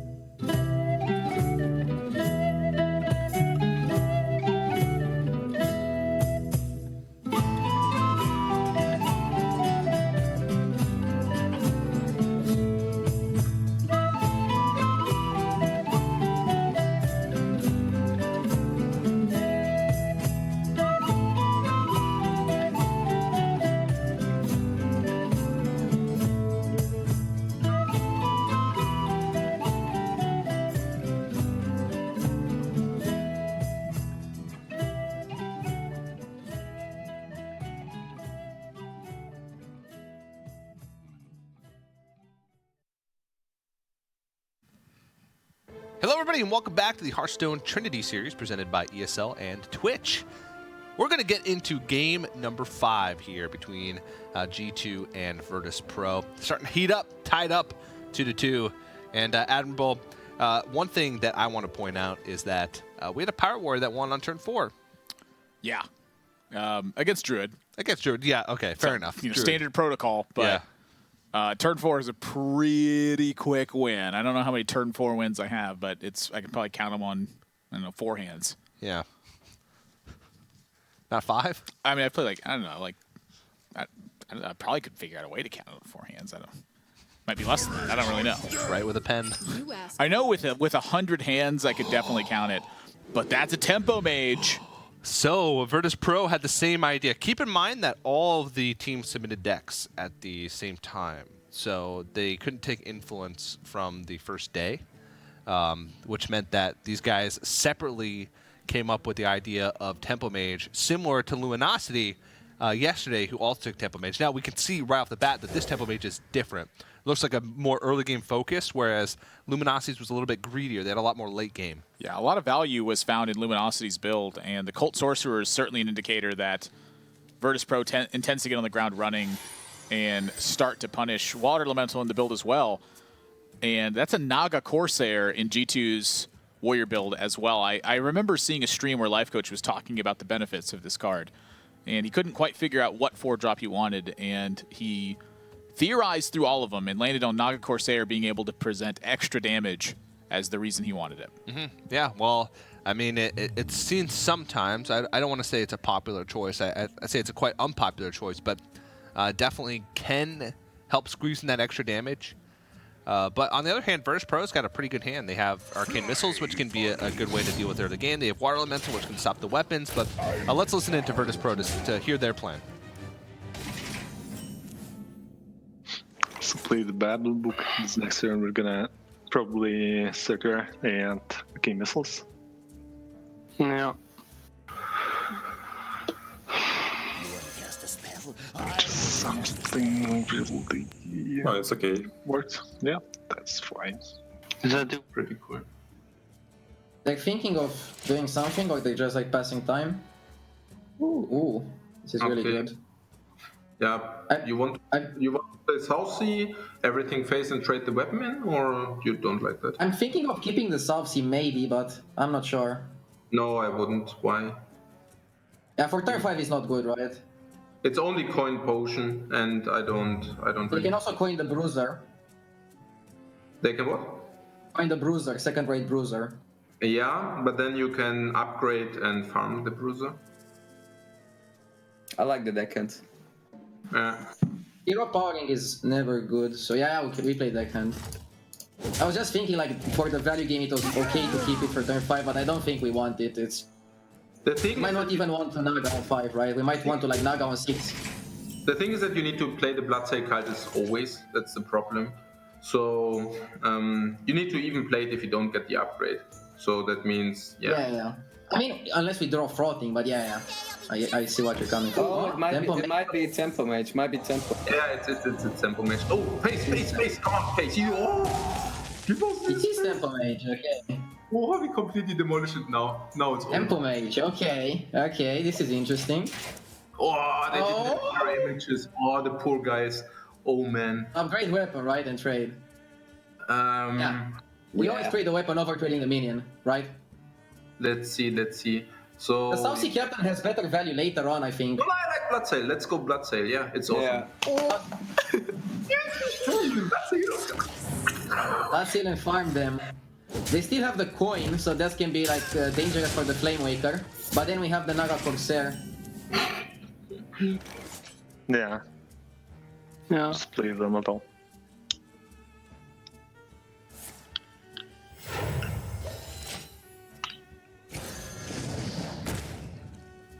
Yeah, the celebration for G2 over that Arcane Missile, rightfully so. Virtus Pro, super unlucky to have that pan out. You can hear the difference in just the tone of voices from Virtus Pro. Now, granted, that's just how Virtus Pro is, naturally, and G2 tends to be a little bit more excited naturally, but, this Tempo Mage deck is sort of designed to beat these early game decks. You know, it became popular in China because of the fact that, you know, with Water Elemental, with perhaps double mirror image and lots of early game minions and spells, you can fight the board and eventually stabilize or quickly stabilize against the Pirate Warrior. And if you're losing against a matchup that you chose because of it being favored against the deck, the Pirate Warrior deck, and you lose, that's a rough situation to be in. Yeah, and the Naga Corsair are actually doing quite a bit of work here, preserving an extra minion, finishing off the Water Elemental, and that's going to threaten Bloodsail Raider, South Sea Captain on the following turn. Virtus Pro, meanwhile, the loss of that missile is just going to be devastating for them. Honestly, I'm not sure they can come back. Yeah, those a couple missile shots going to face was brutal, and now their plan most likely to try and ping off this Bloodsail Cultist next turn. I can imagine South Sea Captain's going to come down, and that's going to spell bad news for Virtus Pro. Yeah, that will in effect heal the Bloodsail Cultist as well. In the situation where the South Sea Captain will die, the Bloodsail Cultist has been brought to 2 life, and so it'll remain with 2 damage on it as a result. Yep. Yikes. Yikes indeed. Virtus Pro needs a 5-cost Flame Strike, and that doesn't exist. Well, sans Kazakus, but it does exist. They always have it too. But they don't have to worry about Kazakus because this is a Tempo Mage. And I don't even know. It's still a lot of damage that's going to come back at them. Let's see how the Spirits are in G2 as they're about to close out the game.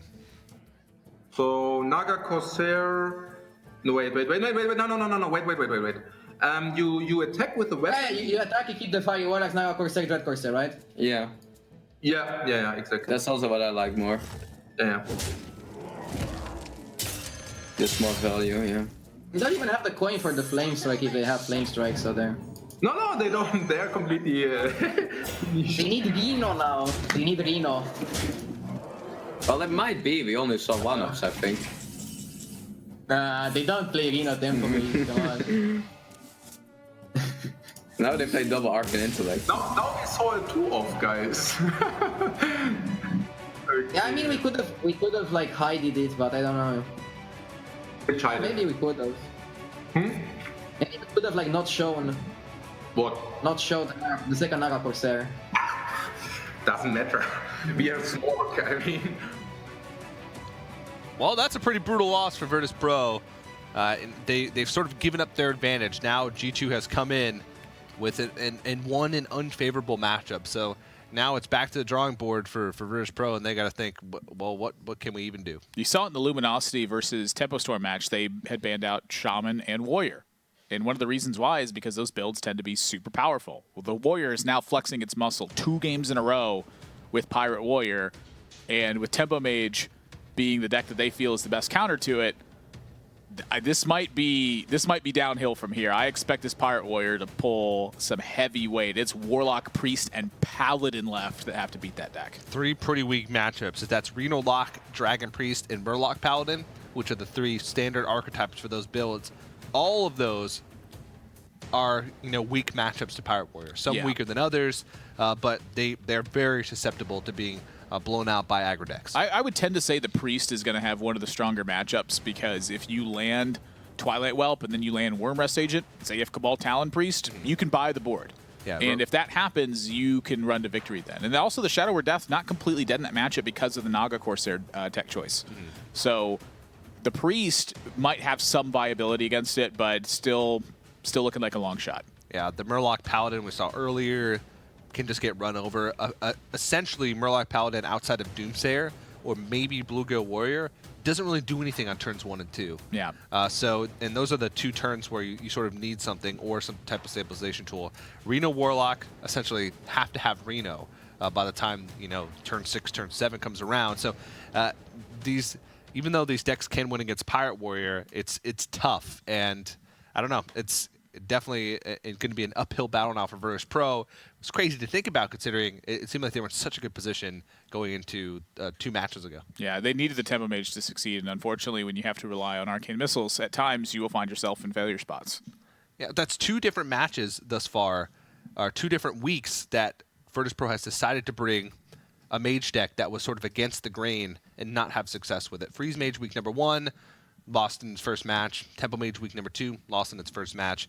Granted, they've had pretty bad draws with those, but maybe that'll play into their heads a little bit. Maybe next week they'll bring Reno Mage just because they want to try something new and not lose all of their matches throughout the Trinity Series with Mage. They're variety guys. Sure, yeah. You know, if you take them to get yogurt, I'm expecting the full spectrum of flavors to be. They're brought not going to there. get pistachio every time. Yeah, like I exactly. do.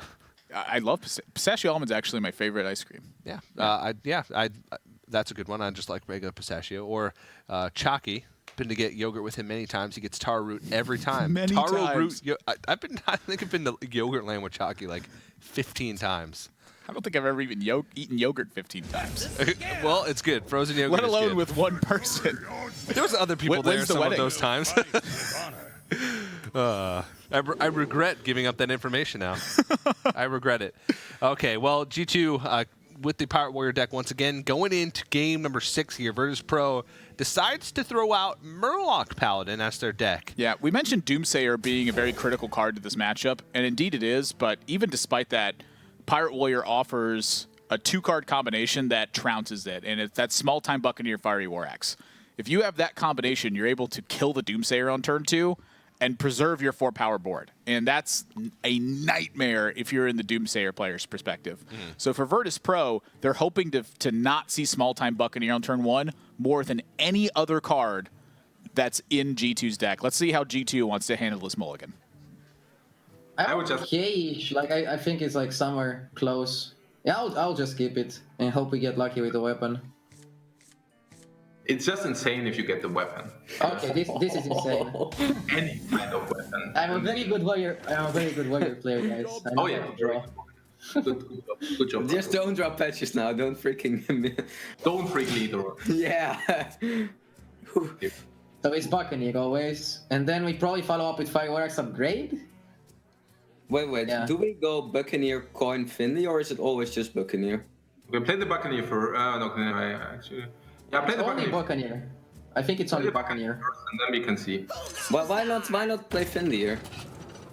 So what is the follow-up? The next turn we can either go Fiery Vorex, maybe into upgrade, but probably not into upgrade. Why should we ever go into upgrade? That doesn't really sense. Okay, I really so like the Finley here. So Finley is just more pressure, and they can still not remove him. It's just one more chip damage, right? Yeah, and the Doomsayer we always deal with. Yeah, let's play Finley. Let's play Finley. I like playing Finley too. Yeah, I also like Finley. Yeah. But we force ourselves to play Fireworks on 2, which is not that bad. Tap. I don't see anything yet. Oh my god. Nice tap. We just tap in 2 shitty ones. Okay. Yeah, but maybe. Tap is insane against Paladin. You don't even want it. Oh yes. Yeah, that's really good. Vorax. Yeah, let's go Vorex. Thinking Doomsayer works at turn 2. The 3, 3, and 1. Yeah.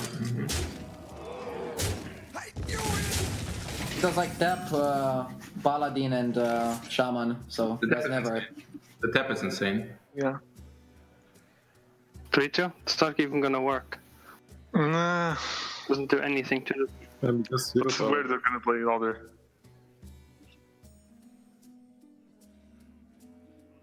Let me. I like Hero Power more. But what are you gonna alter this game? Nagas? I mean, I guess we have to get the weapon charge out. Yeah.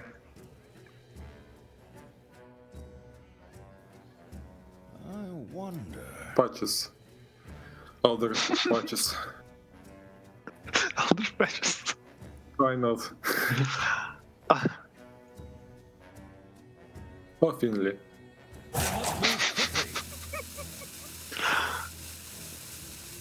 Follow the rule.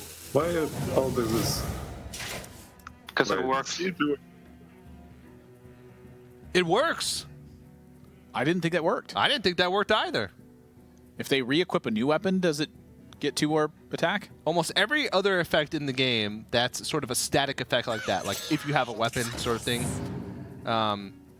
doesn't work. If you Aldor it, it just gets buffed right back up. That's interesting.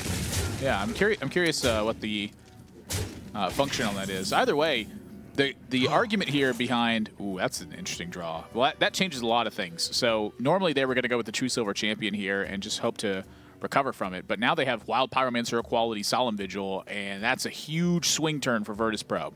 That's insane. That might be able to let them come back in this match. They can pick up some more healing potentially, some Murlocs to try and contest the board. If you can interrupt this first push from the Pirate Warrior, you can sometimes just run away with the game if they don't have minions to back it up, and you can find a way to stabilize. They have True Silver to answer the turn 4 threat here from G2 as well, so... RDU's face says it all. He's like, oh no. I mean, that's disaster. And Doomsayer picked up. So Doomsayer can, when there's not much of a board, can go. But one thing that G2 does have going for them is that they picked up Life Tap from Sir Finley. So they can keep searching for that gas. But that's not what they want to pick up. With weapons in their hand plus upgrades, N'Zoth's First Mate is not the answer. Yeah, it looks like they're going to get the N'Zoth's First Mate on board anyway, just for the 1/1 value, and their goal is clearly to upgrade the Arcanite Reaper. It represents more damage that way. But that's a really weak turn from G2 otherwise. Yeah. I mean, the damage in the hand from G2 is actually incredible over the next couple turns. But let's take a listen into Virtus Pro to see how they're going to deal with this aggression. Champion, probably hit face and hit power.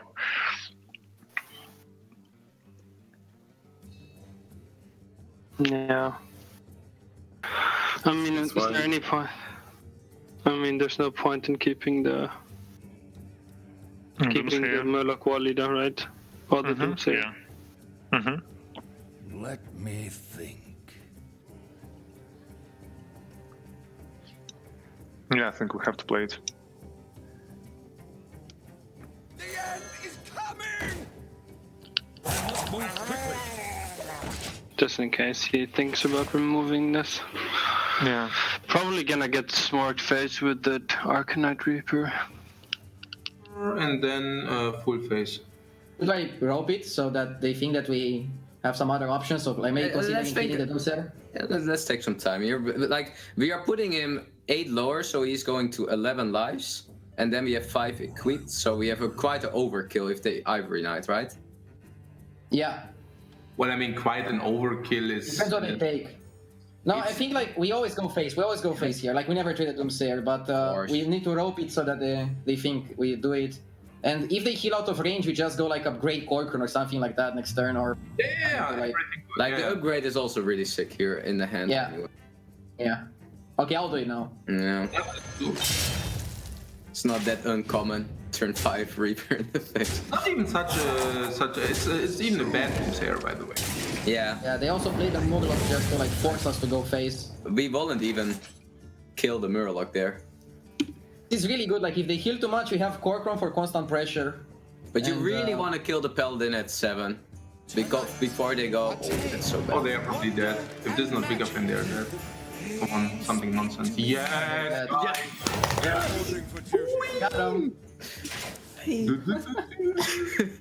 That way, don't. Yeah, do this first. Yeah. More. Oh. We killed them at turn 4, 5, and 6 now.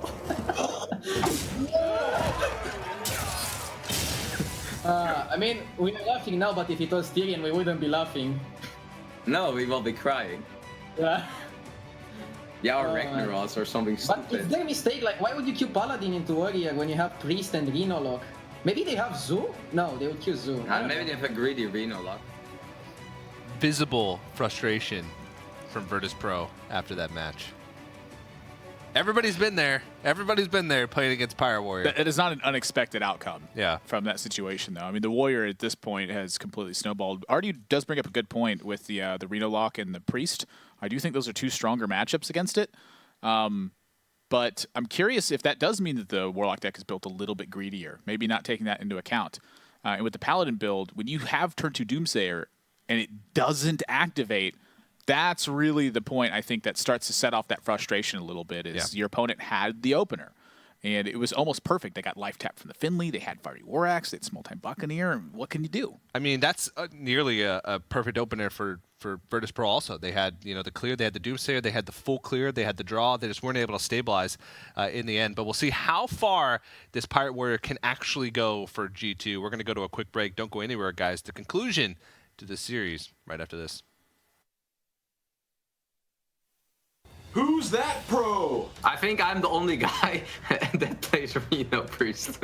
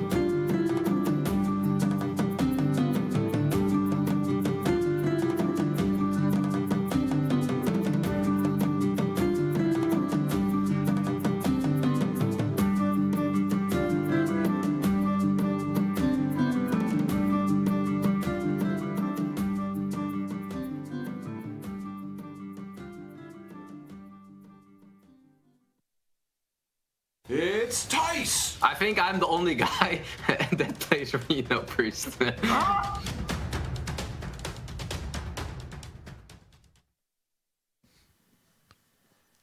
everybody, welcome back to the Hearthstone Trinity Series presented by ESL and Twitch. G2 is on a blistering pace to end this series. They still have Pirate Warrior left. My name is TJ, and I'm joined by That's Admirable. Can Virtus Pro overcome this Pirate Warrior? It seems not. We heard G2 mention they want to turn 4, they want to turn 5, then they want to turn 6. It's been a brutal set so far for Virtus Pro, and I'm not sure it's anywhere near in sight. If Paladin is the better of your three against Pirate Warrior when you have Warlock and Priest alongside it, that's spelling bad news, I think. So that's a Mountain Giant. It is a Reno Jackson, though, and that's a key card if you want to beat Pirate Warrior with Warlock. Yeah, we'll see. Reno Jackson doesn't give you an automatic victory, but it sure increases your chances. And Virtus Pro sort of needs not only a win, but a little bit of a morale boost. Bunny Hopper visibly shaken after that last matchup. Naaman's now going to be the pilot for this deck. You know, they need this win. They need it. Absolutely. This is critical at this point. They're on life support, and Reno Jackson is the nurse here. Tell you what, he's got some good medicine though. Reno Jackson, assuming there's no duplicates left in your deck. Reno Jackson would be a great nurse. He can heal you to full. As long as you don't have any duplicates. Whatever that means. It's a metaphor for life. Ooh, that's 2 credit cards in your wallet. Yeah, bummer. You got 2 legs. Pretty reasonable opening hand for G2. Weapon overload certainly a real thing where the Nizal's first mate's not as strong in pairs, of course, and not as strong when you're having to override it with Fiery Orax at times. So I'm curious where this opening hand goes. I imagine they want to land Naga Corsair on 3. It's a very powerful card in this matchup. Really only answered by Shadow Bolt and pushes a lot of damage in the meantime. So Patch is going to help out doing some of that work as well. But Virtus Pro with Demon Wrath and now an Imp Gang boss, they've got some tools to work with.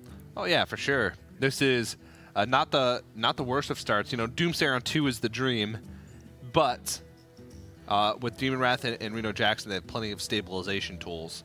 So I'm gonna think about it. Gonna see if it's necessary to tap. They really need to sort of slow down and focus. But let's go ahead and listen into G2 to see if they're already counting damage. They have Reno. They have Reno. Okay. Yeah, but then We can also outvalue them. They don't have that's weird. That's really weird that they don't have.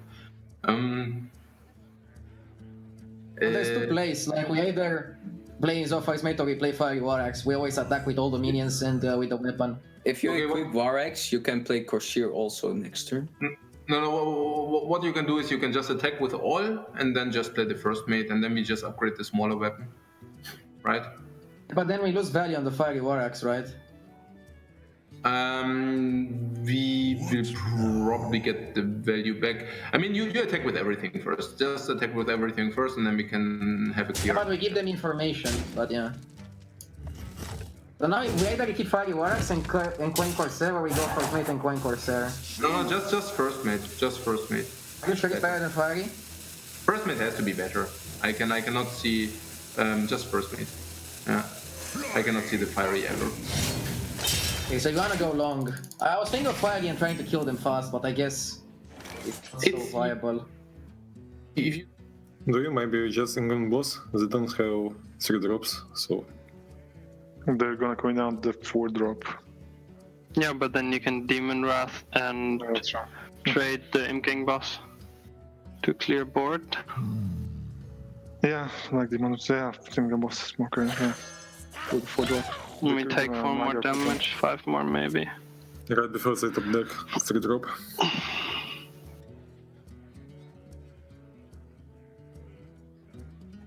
That has to be better.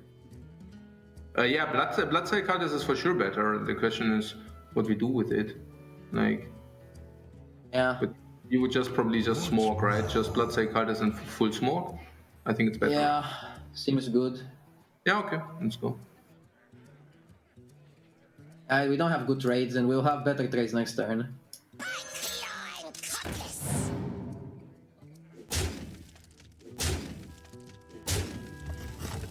Like it. Well, G2 has got a definite plan to play the long game. They made the hard read that it was Reno because they kept 1 card and didn't tap. So they know that they're not trying to find anything. They're happy with their hand, and they want to just make it to turn 6. Yeah, that Demon Wrath certainly going to be a heavy-hitting card at this point. To me, the deliberation was split between Tyson RDU wanting to Fiery War Axe to some degree, and Life Coach saying that the N'Zoth's first mate was simply better. And they landed on N'Zoth's first mate, and they would have gotten punished on the Fiery War Axe from the Virtus Pro draw of Acidic Swamp Ooze, but it would have handled Imp Gang Boss a lot better. And that's something to certainly take into consideration, is how much that decision may have affected the outcome of this game. Yeah, that's a definite thing to keep in mind. Virtus Pro, though, seems like they are in a pretty good spot. Even if this goes long, Pirate Warrior usually just can't stand up to them. They have to basically have a board going into the Reno turn to be able to push a lot of damage right after the heal to full. And given their current hand, it just doesn't feel like they're going to have that. I mean, Virtus Pro is in a situation where they may not even have to Reno Jackson on 6. They're going into 5 mana, they have Ooze, they have Taunt, and they're at 20, which is the Shambler, too. I mean, the Shambler provides a lot of effect post-Reno Jackson as well, being able to secure the extra Taunt.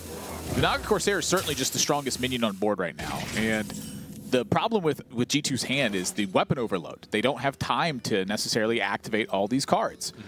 And if that's the case, it means Virtus Pro has time. And with Reno Jackson, the additional time they get is very likely to seal it. This game is snowballing way out of control.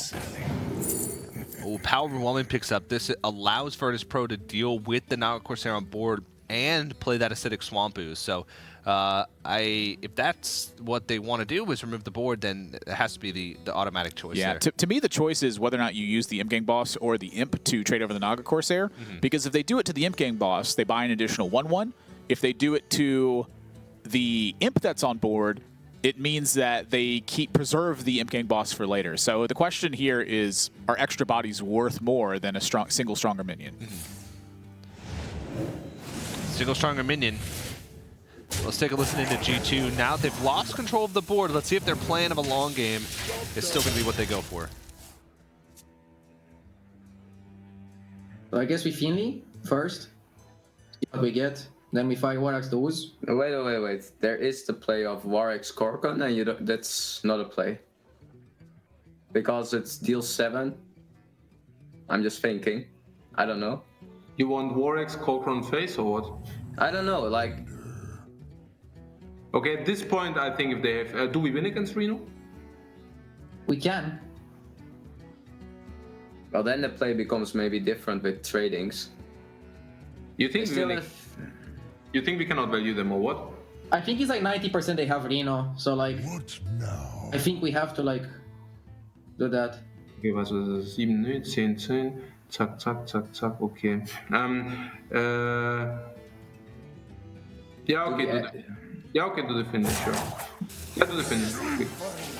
And then we want Hunter or Warlock, but Warlock better. Yeah, Warlock. Yeah, so And we then- tap and fire it was... Yeah. Can we ever win this? Now we can.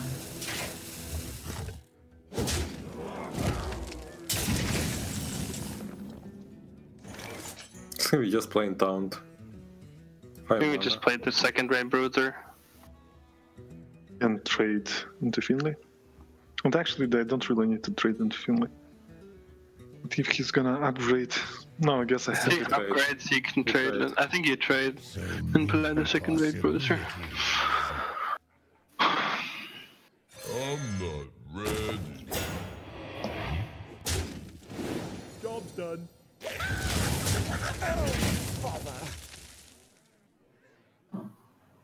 Not too bad. So tap, deckhand, frothing. Frothing is good here.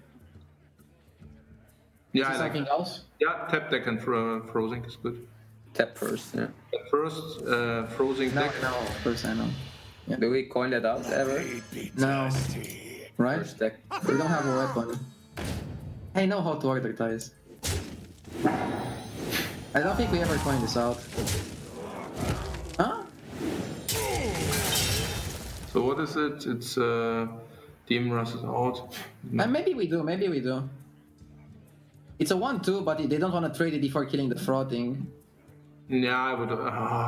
Okay, they can attack, and then play the Infernal if you do that, by the way. So, if you coin this out, we also Rec 7. We don't really want to Rec 7. What can they do? They can Siphon Soul it. Maybe we don't. I wouldn't.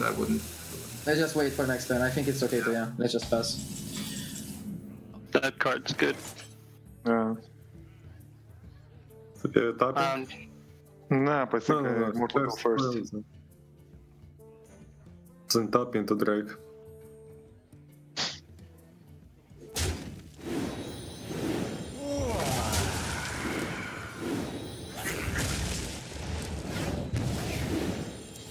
All right, well, Virtus Pro just trying to stay alive. Haven't had to play the Reno yet. And our G2, of course, with picking up the life tap. Again, they've said it. Their plan is to play the long game. They're trying to outvalue. We've heard them say outvalue multiple times now. And sometimes you can do that against Reno Warlock. They have a lot of reactive cards. It's hard for them to get their big threats out there without a big hand. And Virtus Pro is going to go and play Reno. Yeah, if they don't play the Reno this turn, Virtus Pro is in a lot of trouble in terms of board development. So it's a little bit of a force here, not quite the value they're looking for. But I think it's enough to get the job done considering that G2's at 17. And touching on the value part, Finley has been a big operator of that. If Finley did not succeed from the Discovery, they would have been forced into an aggressive plan. And forced into an aggressive plan would have been a for sure loss against Reno Jackson. Now there's still a chance that they can get out of this. But Virtus Pro's hand is lining up pretty nicely for the coming turn. So if G2 can find some massive burst potential, maybe they get there. Maybe, but it's going to be tough. Especially if they keep tapping, you know, that just gets Virtus Pro closer and closer. Coin here being pretty valuable as well. I mean, the Buccaneer would have lived in the midst of the last turn from Virtus Pro because of the Mortal Coil top deck, but they didn't really have a way to know that. So here it's just full face, start hoping. Yep. Plays into Hellfire a little bit. But maybe they're okay with that. Let's see. If Virtus Pro goes with the Hellfire, they can Hellfire, push another 4, and then play the Face of Chamber to protect damage. And This is really smart because the Mountain Giant's going to 9 next turn. At 18, they're totally safe. So even though the Fiery War Axe is lining up to kill the Faceless Shambler here, they get to push 4 more damage and then threaten lethal with Mountain Giant, and I believe that's about as close to checkmate as it gets. Yeah, can't tap here because they're dead on board unless they find, say, a Mortal Strike to deal with one of these minions without having to face tank it. I think that's the card that's removed for the Naga Corsair as well, is Mortal Strike. They're going to dig anyway, and Dread Corsair could have kept them alive this turn as well. But in this position, that is game over. So Virtus Pro able to finally pick up a win against the Pirate Warrior. It won 3 in a row, but it's finally turned around 4 games to 3 now in favor of G2. And we said they needed that win. That win was huge. They had to go into an unfavorable matchup or a close matchup, to say the least, and take a victory. And that's what they managed to do. So now it's G2, again, still has the advantage, but it's not as big of an advantage should they have won that game. Yeah, the other thing to note in this one is the strong read from G2 early on the Reno call. Tice was calling it on turn 1. They have Reno Jackson. Perfect read from them. And from Virtus Pro side, even though the visible frustration from Bunny Hopper was present in the prior game, they're staying cool, they're staying calm, and they're focusing on their game plan. And that's what they need to do to turn this series around. If they start getting frustrated and misplaying, that is not an easy road to victory. Yeah, so you can see Virtus Pro there with Warlock, Priest left remaining. They're going to stick on the Warlock for the next game because of that win, but still 3 games left for them to take the series. G2, they have a little bit of freedom here to counter that Warlock. They can choose their own Warlock, their own Priest, or the Druid to go up against that. They just need to win 2 more to take the series and go to a 2-0 score in the Trinity Series. So we'll see what they go with here. You know, it kind of feels like Druid is an option I'm leaning towards. Mage is off the table, so they know they don't have to hold on to Druid for a Reno Mage matchup or something along those lines. And you probably don't want to choose to go into a mirror matchup unless their Reno Warlock is designed for, it's a little bit greedier, it's designed to go up against those sorts of matchups. You know, the kicker here to me, it would be the confidence that Life Coach would have in piloting a mirror match. Some of his favorite, I think, to pilot is watching him take on when the cards are even, him making superior decisions to his opponent. He very much has faith in that ability and has demonstrated it in the past. Against Virtus Pro, does he have that same confidence? Yeah, Arena Warlock tends to be, even though it's a control versus control matchup, it tends to be sort of one of the most volatile ones, since, you know, both decks are tapping, they're getting low on life totals. If one of the Reno Warlocks has threats and the other doesn't, it can be a snowballing matchup. If you get combo early, Warlock's usually on combo range very early on in the game. It can be very quick match. So out of all the matchups that you can be confident in, Reno Warlock is one of the ones where it's even if you're confident in it, it can definitely be really volatile and hard to navigate. 2 of the big ones that create that volatility as well are Mountain Giant and Twilight Drake. If either of those hit the board and the opponent doesn't have a swift answer, that's a lot of extra damage they buy. And when you can force the Reno Jackson from your opponent, that's typically where you end up in a favorable situation. So that's definitely something to consider in that matchup. Yeah, so I can guess that it's going to be the Druid, but maybe they feel confident enough to go with the Warlock. Priest, I feel like unless they have something tricky up their sleeve, is kind of off the table. They might Twilight Drake is too powerful. Twilight Drake is too powerful. There's some crazy things that you can do if you curve out, you know, go into Dragonet Operative, or if you have the Cabal Song Stealer in the deck as a tech choice. Sometimes you can deal with Twilight Drake on curve, but it's really tough. And pretty much the only times we've seen the Dragon Priest overcome the Reno Warlock is when they do get those sort of crazy curves, or the Reno Warlock whiffs a lot on their. Was it Tice on the Priest left, or was it RDU on the Priest left? Well, I think it was Tice RDU. was on the Druid, right? Yeah. So RDU on the Priest. Something that's I think interesting is that Tice, I think, could have the possibility of playing Reno Priest. I don't think that Life Coach would be very much in favor of that decision, but the Dragon Priest to me doesn't feel like the build against Warlock, even if you have the Cabal Song Stealer. To me, the Song Stealer is there to try to even that matchup.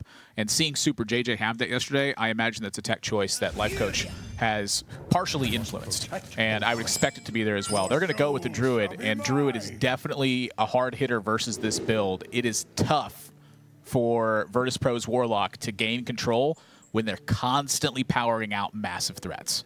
Yeah, they have a limited amount of removal in the deck. Virtus Pro is running Blast Crystal Potions that can sometimes buy you enough time, but it's really hard. You basically have to go for the combo right away, try and pressure early. But let's listen to G2 on this mulligan phase. Good. Yeah, what are the bricks? It's Mulch is a brick. They are really little bricks, right? It's only mulch. Like even if you gave an idol, you can even play it on turn 2. It's only mulch. Bran is exchanged as a brick for Sorisen, and double living roots are exchanged for bricks for double Raven Idol. Yeah. So we actually exchange a lot of bricks. So this hand is just nuts. Yeah, full keep. I would say so. Feral Rage is also like a brick. It's also that you want to ramp into 5 as soon as possible. So get better something good. Oh, Rage. Innovate, Jade person. Yeah, right? We do it. Yeah, of course. And now we only have Wrath as a break. If we don't get Wrath or mulch... Yeah, but that's not a fully break. We can cycle that one. Like Feral Rage is a break. We even got the Feral Rage, yeah. Oh my god. Hey, we have 1 Feral Rage less double living. Yeah, but I mean, come on, like the next ones can be... We have like 4 cuts. We cutted 4 low value cards, 4 high value cards. Yeah. Like, look at our deck. If we get like Nourish or Drake, we just win. Side effects? No. Trust me.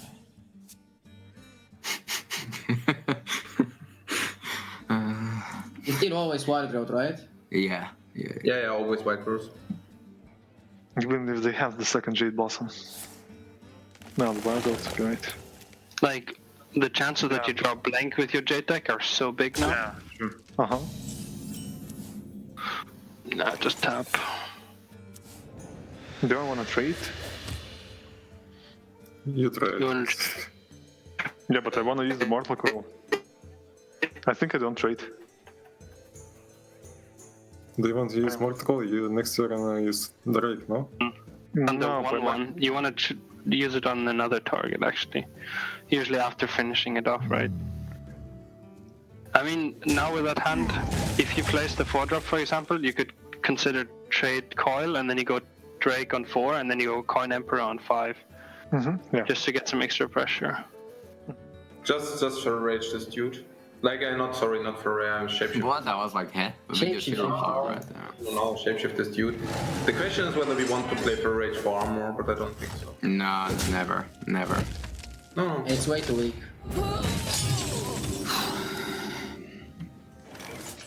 Well, G2 not drawing the best cards early on in this match.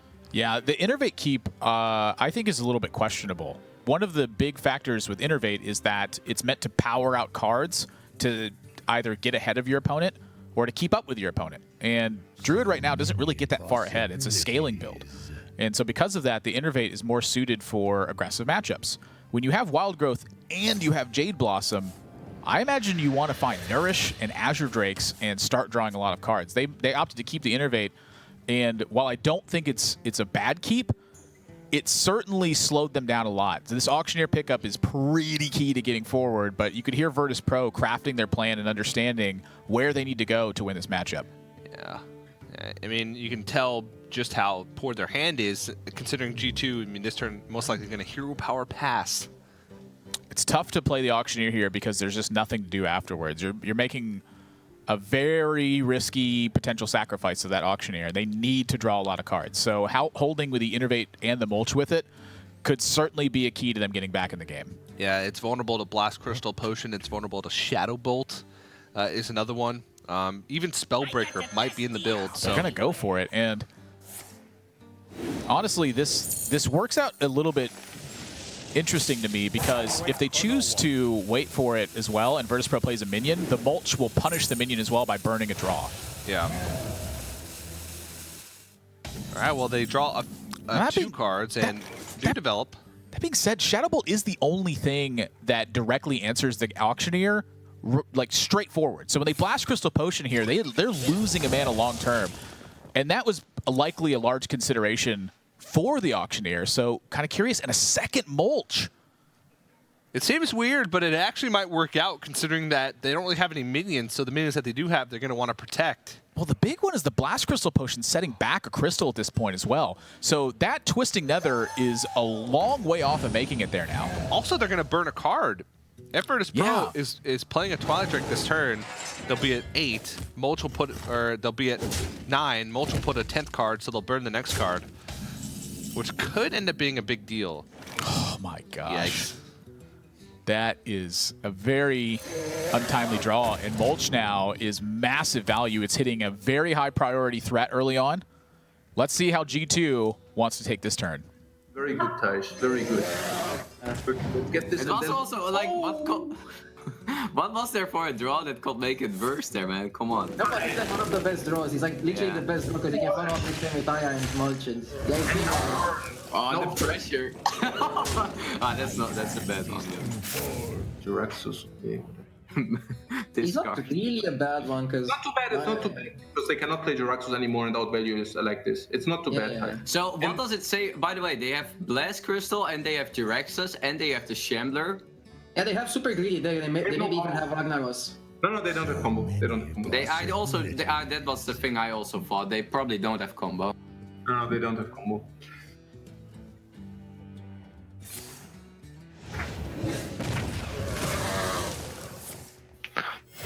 That tap didn't work out.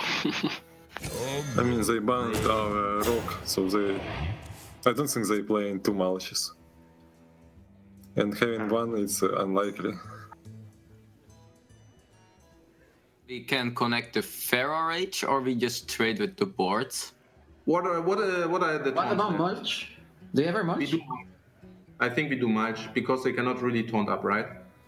Yeah. We do Mulch, we have the Pharaoh Rage for reach. Yeah. I would Mulch too, like Mulch is only better on the second giant, but we just kill them next turn. I would Mulch. Yeah, I agree. They have nothing left. They cannot clear the board. Just kill them. Let's go.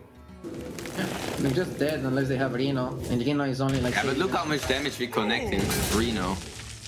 The Blast Potion at 4, guys. It's. Yeah, I don't know what. Don't think they have second Mulch. Well, that's not the greatest read. Not that it would have mattered that much because they could there's no way to play have around it. traded the board and I don't know, still probably lost the next turn. The sequence of draws for G2 honestly isn't even that fortunate. The thing about it is the deck is just loaded with these kinds of threats. Once it gets to any late game position that's fairly stable, that's where Druid thrives. And so this situation more brought about by the build than anything else. Up to 14, but that is a heap of damage coming from G2, and that's going to set them on match point. 5-3 now in favor of G2. Yeah, this is not looking good for Virtus Pro as they're on their last leg as G2 takes a 5-3 lead, but they will have to stick on that Jadra. But look how happy Tice is. I mean, we saw how happy they were in week number 1. They were just having fun. They were joking around in their communications. And now, even though they've lost a couple matches, they're still feeling good. And rightfully so. The last match they have is going to be their Druid taking on Virtus Pro's Priest. And I don't know the specific math on that one, but I'm pretty sure it's Druid favored. Well, I have a way to tell. We're going to look in our giant book of matchups, Admirable, and you can do the honors. Okay, so let's take a look at our book of matchups here. Let's open this up and let's take a little look-see here. And okay, and one more. So let's go ahead and keep going just a little bit further. And yeah, according to the Tempo Storm meta snapshot on the website here, it's definitely Druid favored. All right, well, it looks like G2 is in a pretty good position moving forward. We're going to see if they can close out this series, but we're going to go to a quick break. So don't go anywhere, guys. More Trinity Series right after this.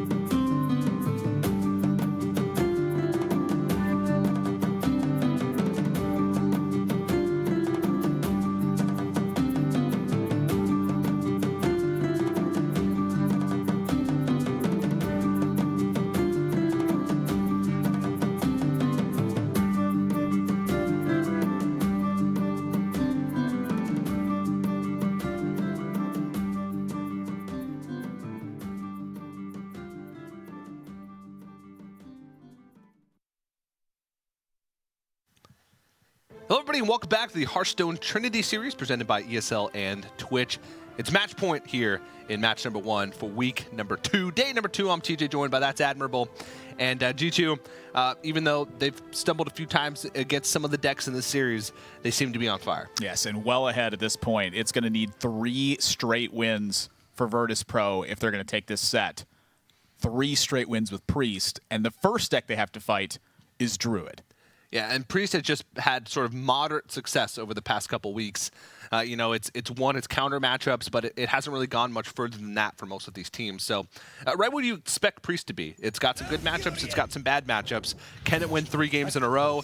That's going to be the test, and it's going to be Bunny Hopper on that Priest. We saw earlier, you know, in the Paladin matchup, they lost to Pirate Warrior on turn 4, and he was visibly shaken. So we'll see if he can calm down, if they can focus, and maybe come back in this match. Yeah, it was a pretty brutal loss they took. The turn 2 Doomsayer being answered by G2 on the Pirate Warrior. And if Bunny Hopper can stay calm in this match and keep his head focused, that's going to be a necessity. And a great opening hand for Virtus Pro. Northshire Cleric to join the party. That's a 1, 2, 3, 4, and that is what Dragon Priest thrives on. And a good 1, 2, 3, 4 as well, with the synergies already intact. The one thing that they do need is to pick up another dragon by turn 4, but with how many dragons are in the deck, pretty likely. Thinking Draconid Operative into Draconid Operative. Great. Perfect. Yeah. And then another dragon to just keep going on top of that. G2, meanwhile, Jade Blossom in the opening hand. And I'm curious how the mulches are going to work in this matchup. They certainly can buy some tempo. And I'm not sure that the strict value game is in their plan. I imagine it's just to eventually overwhelm with the power that the Jade scales to, but not being offered a ton of options early. Yeah, now, this matchup is tough because the Druid is not necessarily given enough time to where they can really ramp up. They have to make some really powerful plays early to give themselves time. You know, innervate plays, big swing turns maybe later on in the game with a bunch of spells plus mulch or swipe or something like that. But let's go ahead and listen to G2 to see what type of plan they're coming up with. Okay, this is problematic. They have a dragon in their hands. Yeah. They can break next turn with a dragon in their hand. So, Yeah, I would find Terror Rage that dude. yeah, because if you play Blossom, you might give them a play. Yeah. We get them a lot, right? And we are not having anything, so we don't really have to ramp here. It's also fine because we have double mulch, which means we are reactive enough against bigger threats. I think Blossom here is only good if they have the free drop, but yeah, we cannot expect it since we know they have a dragon. Yeah, and passing turn makes no sense here, right? We always coin ferry. No, coin ferry. It's also that we don't want to go into 4 anyways. So, yeah. Let's hope they break a turn. Yeah, because if they break... I was thinking about Azo Drake top deck. That's good. Funny. You wish to live forever. I wish to live forever, indeed. Well, not really. I'm not sure about that, but Same. that's what he asked, right? I should play this game without sound. So one of the 2 cards in the left is still a dragon. Yep.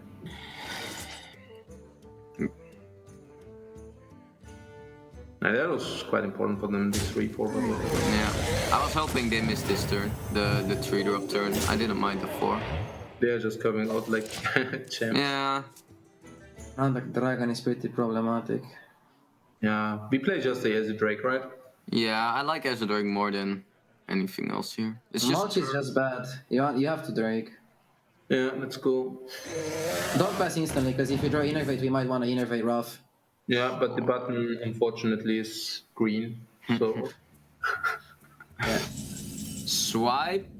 No, that's because they don't have Blackwing Corruptor. If they have Blackwing Corruptor, that's really problematic. If they don't have Blackwing Corruptor, I see definitely comeback here. I mean, they have a dragon. Yeah, they are curving like really good here. Yeah, they're... Okay. It's okay. We can swipe Rough. Yeah. Swipe Rough into water. It's really good. Got a little glimpse at the end there. What are you thinking about? And Swipe Wrath into Warrior seems good, but one thing to point out, Bunny Hopper seems like his spirits are a little bit up. He's all smiles in this game, and you could hear just the almost playfulness from Virtus Pro, Dr. Hippie. They drew the Azure Drake. I was thinking about the Azure Drake draw. Yeah, great. Thanks, Dr. Hippie. But, I mean, this is a good curve for G2. You know, they have a good clear. They're clearing off everything but the Twilight Guardian. And then they're going to go into that war turn, so they might be able to stabilize with double mulch to back up this war. Oh my goodness. That's a huge draw right now. I was going to mention an important thing for G2 is that they would actually know that Draconid Operative could not fetch mulch in this situation. They're 100% safe playing Ancient of War. The only thing they would need to evade was a Shadow Word Death. Well, they know that there's a dragon in hand. They know they just got a card off Draconid Operative. They now seeing Power Word Shield, so it's 3 unknown cards to be Shadow Word Death. And frankly, that's going to have to be their hope unless they picked up something huge, which that could change something. So if they go with the Emperor Thorson this turn, then they have they can maybe bait out a Shadow Word Death, and then they have War Mulch to follow it up for the next turn. Potentially a Jade Idol too, but really, you know, that just puts a 2/2 behind that taunt. Yeah, you know, Mulch and Jade Spirit's also pretty good here. If they play the Emperor Thorson, it is just being sacrificed to the Draconid Operative here. Of course, you get the effect from it, but the trade is already lined up on board. So if that's the case, maybe they need to fight a little bit harder here, but I don't know if they have the time for that. And they may just have, well, they may just have to go with the Ancient of War and hope, but even Ancient of War, the minions on board don't die for trading into the Ancient of War. They can trade in, heal up, build a bigger board, and, you know, all of a sudden you have attack and take, yeah. Yeah, a 5/2. Or it's kind of unfortunate that an Ancient of War is basically a sacrifice here. You're putting damage on your opposing minions, but they remain to battle.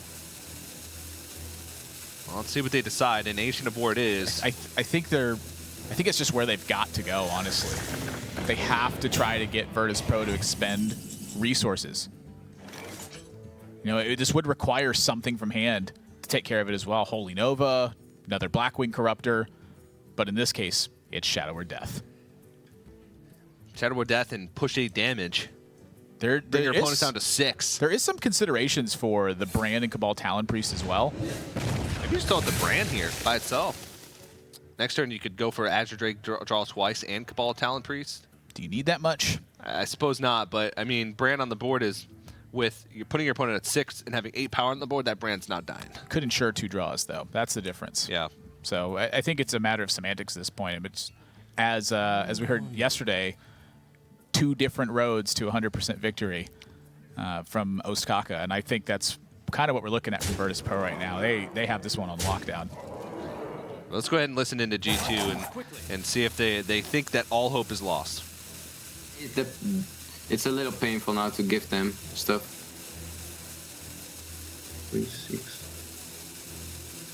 You wish. Yeah, now we can probably better Mulch. Yeah. Now the Mulch side is better. Is there something first? What is? So we have to double mulch here because we just die. Yeah. Raven Idol and Jada. So do the Raven Idol first. Yeah, spell. So. Yeah. We want life gain. Moonglade or Jade Idol? It has to be Moonglade. Yeah. Because we leave 3 damage up, right? Yeah. Moonglade is fine. We also don't have infinite cards in our hand. It's a 6 drop that we get. It's like we don't stack the Jade mechanic, but. Yeah. So mulch, Jade. Oh my god, we give them so much. Heavy summon. Yeah. Yeah. They just had a really good. They had the insane nuts, of course. Yeah, sure. I mean, if they curve out like this, absolutely. I mean, then they also win probably against the Arena Warlock. If this is a curve, they might even win against Arena. Who knows what secrets will uncover?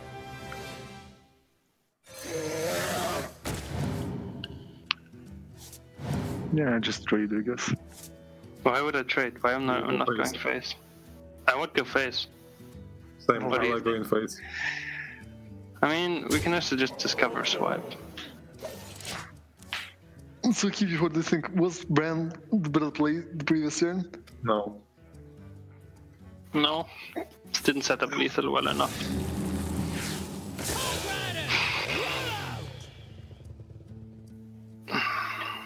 Unlucky. Unlucky. I don't see how he's not dead soon enough. I mean, it's 9 damage on board, right? Yeah, That's just there you go. lethal. VM in just Discover something? yeah. Hey, discover something. I like No. Discover. No, yeah. Yeah, I like discover. Come on. But Discover, I can't play Discover with Holy Nova. Yeah, but you would top deck their swipe. Just kill him from. I mean, it's not like it would tilt them at that point. I mean, they know that game's over. I know that But game's it's over. more fun. They know that game. Well, Bunny Hopper keeping a level head. That's a relief. Oh, yeah, absolutely. That win was so fantastic. You heard Life Coach lamenting the draw, too. He said with that kind of opener, they might beat Reno Lock. Certainly a poor matchup for Priest, but in that one, they run away with it on a fantastic opener and limited options from G2. They did have some interesting later game spots, but all of them were from behind. I mean, we're talking a matter of fractions when you're looking at the differences in their endgame plays, and I'm not sure there was just any way to get out of it given the situation.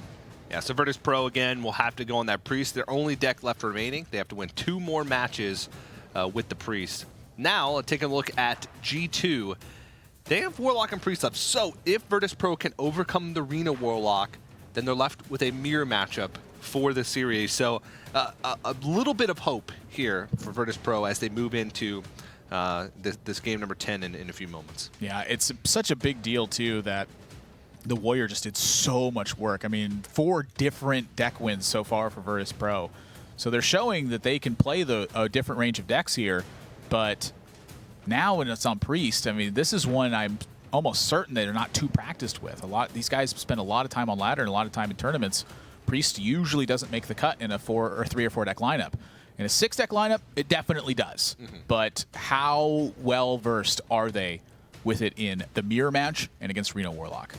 These guys are guys that play Hearthstone a ton, so I'm sure they are at least somewhat familiar with it. These guys play Hearthstone all day, Admirable. Are you saying that personally they play all day? All day.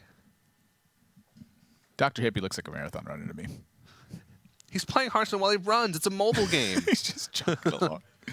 I played Hearthstone while I've run. I haven't done that. I know. Brian does that a lot. Yeah, he does. So, Jim and Stone. Gemstone. Gemstone. Wait, gemstones are a thing though. Gemstone. Yeah, but it sounds so close. That would confuse. Like if someone said they're playing Gemstone, I would think it's like one of those mobile games where you try to break the bricks in order and stuff. Yeah. Yeah. Limited number of moves. You could purchase more moves for a nominal fee. Purchase more Gemstone time. All right, well, let's get into game number 10 here. Match point again for G2. All they have to do is beat this Priest once. Let's see. Reno Warlock. You got me thinking about the gemstones. I can't tell you how many mobile games I've played and been like, 2,500 gems for $10. That's a good deal. That's a steal. It's 25% off for the next 14 days. Let's listen to G2 and see how they want to handle this mulligan. Would definitely like to keep Sylvanas, and the second-rate Bruiser is a really question. I don't think you ever keep the Bruiser because often you cannot play it at turn 3. I like it. And I don't know about Sylvanas. Like Sylvanas is on the greedy side. It has to be a keep. It completely demolishes Priest. It's completely demolishing Priest. But if you want to keep that, do you really want to keep the Bruiser then? No. I'm adding everything else. Okay. Sure, I'm getting into it. Yeah, they have no answer for Sylvanas unless they play the Silencer.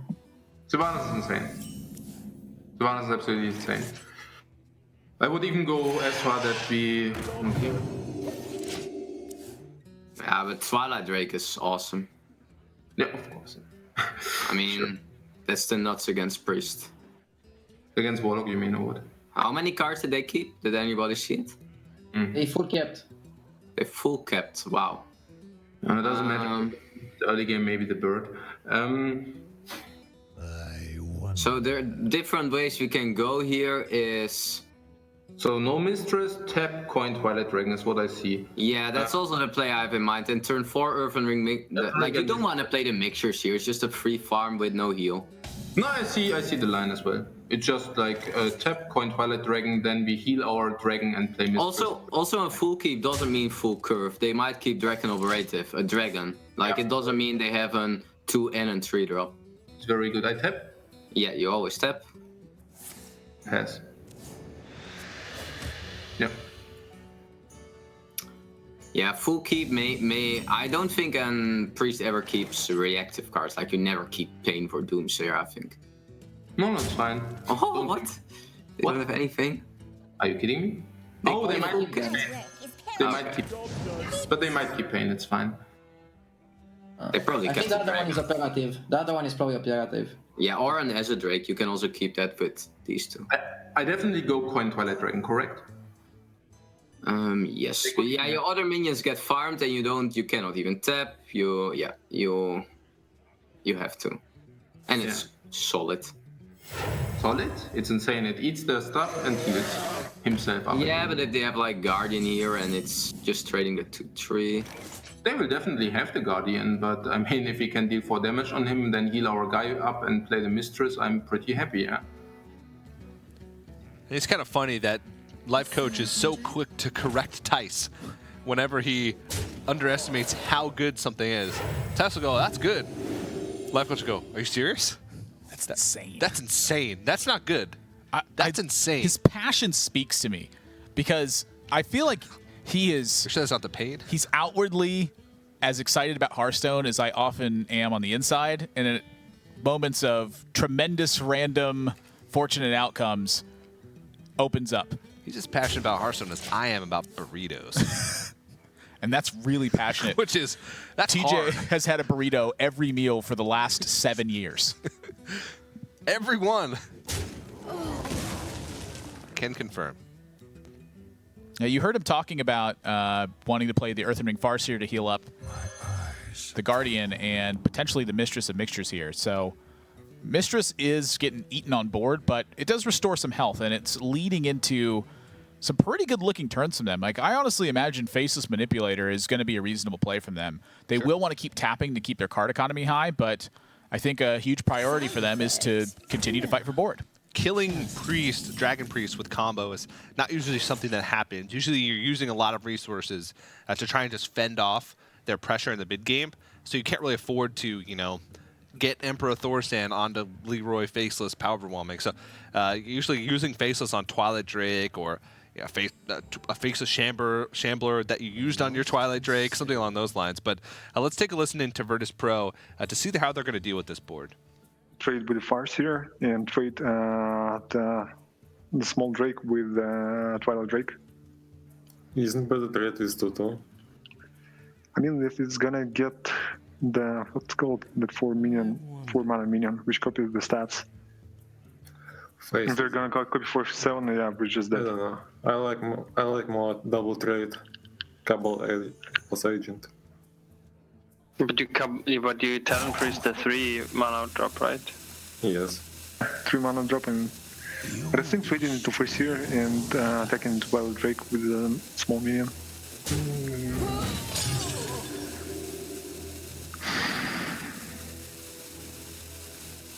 Alright, it's okay. Choose something else, okay. That like it much better than, I mean, maybe attacking to Farseer, but we're just basically telegraphing a Holy Nova, right?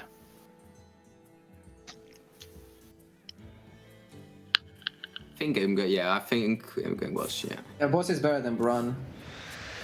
Never bad to draw. He's pretty good in this matchup.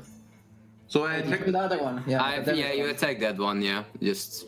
Oh, and look at this. Oh no, you know how badly Priest struggles with one-hit minions. They have no chance. It's so insane. Yeah, well, there is they have Holy Nova. They have Nova here.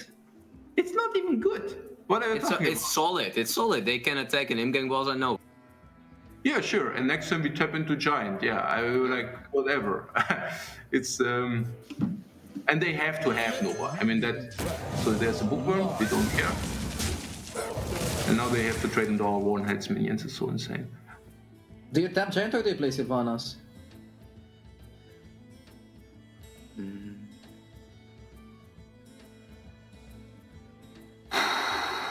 You're saying we should not go too greedy here, right? Yeah, I'm a little bit scared of, like, let's say we tap Giant and they gonna play 4-drop Death.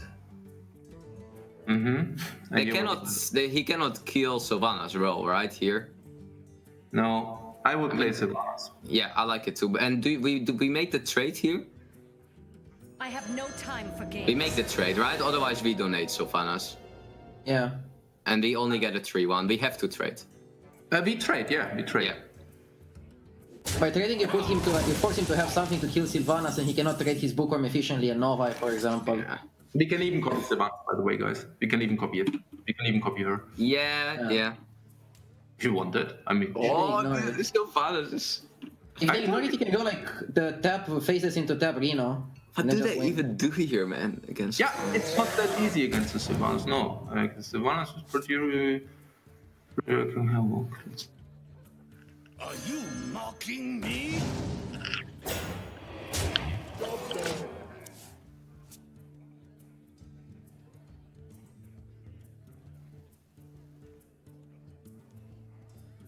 So Life Coach seems like he's pretty happy about their position in this game. Rightfully so. The Sylvanas dominates this matchup oftentimes, and you heard Bunny Hopper mention that attacks that they made were telegraphing Holy Nova to their opponents. In this situation, what he means is they don't have Holy Nova, but it looks like they do. Life Coach, very insistent that's just not a strong play given the position, and frankly, he was right. It does clear up a lot of stuff, but it's not playing into the game plan that Virtus Pro needs here, which would be to generate a tremendous amount of value, take the board, and deliver damage. So in G2's spot, they have done everything they can to maintain control of the board, and the Sylvanas is absolutely dominating the position right now. It's making the board so tense for Virtus Pro that they don't have an answer, they can't overcommit. How do they get out of the situation? Life Coach is ecstatic once again, role-playing his Emperor Thorsan, as he usually does. Yeah. Not Faceless manipulating the Sylvanas here, I think, is a really big nod to the fact that they believe combo damage can end this game. They did have Faceless Manipulator potential on the Sylvanas, and they could have even taken it one step further if they wanted to. They had the play available of Power Overwhelming on Sylvanas, then Faceless Manipulator that Sylvanas, run over the 2/4 Taunted Wormrest agent. Both of the Sylvanas would then die, and they would take the Azure Drake and the Bookworm. But the problem with that is that the value of Sylvanas destroying the board state against Virtus Pro is worth a lot more. Yeah, what they want to do right now is just sort of make everything awkward. You know, they don't even want to let Virtus Pro be able to try and clear the board easily. They want to just make all their turns difficult, force them into difficult situations. And as long as the Sylvanas is on the board, Virtus Pro is going to be playing much differently. Yes. And that's very noted by the play that's going on here. They're going to try to ignore the Sylvanas as long as possible. And this once again opens up some plays for G2 to start swinging the board here. They just have so many good options. And now the Faceless Shambler draw, they could also make a 9-7 taunt alongside the Power Overwhelming, the steal. I mean, they just have everything available. They could go with your play and make a 9-7 taunt. But let's go ahead and hear G2's thoughts on this turn. You get 2 taunts if you Faceless. And PO Sylvanas straight Faceless it and then Faceless again the Faceless. What do you mean? What? How do you want to deal with this Twilight Guardian? That's my thing. No, we can PO Sylvanas, fine. But yeah, and then you face the Shambler and Sylvanas, right? And then you face this Summoner, face Manipulated with Faceless Shambler. Be Faceless Manipulated? No, why? Oh, because I think we Giant Faceless Shambler. Oh, okay, I see. You want to Mortal Coil? You want to PO? You want to attack the dude? You want I want to like PO, Faceless Shambler, the Sylvanas, and then face Manipulated the Faceless Shambler. And you get 2 taunts and you steal like something. Yeah, it's good. It's good. We can also see the first copy. First copy. Shambler First.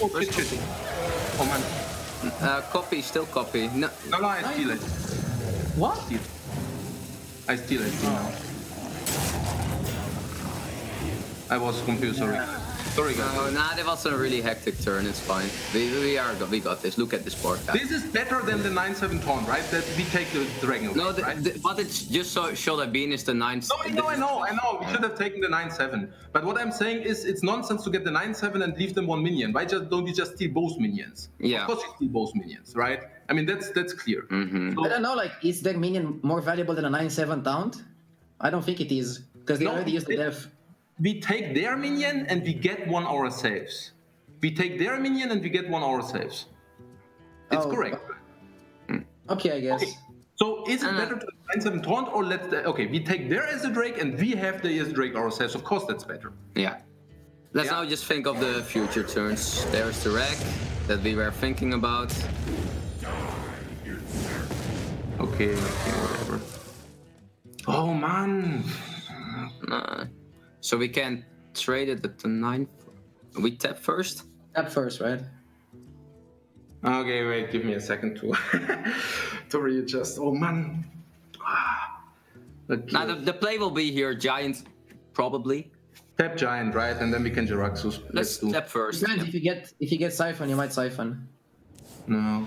Yeah. So I trade the 9-4. Yes. I attack, I play Giant and Brand because we want to play Jiraxus. Yeah, I think we can pair Brand here. I won't mind it. I will be really happy if they spend mana with Unshattered Pain here. So start with the Historian.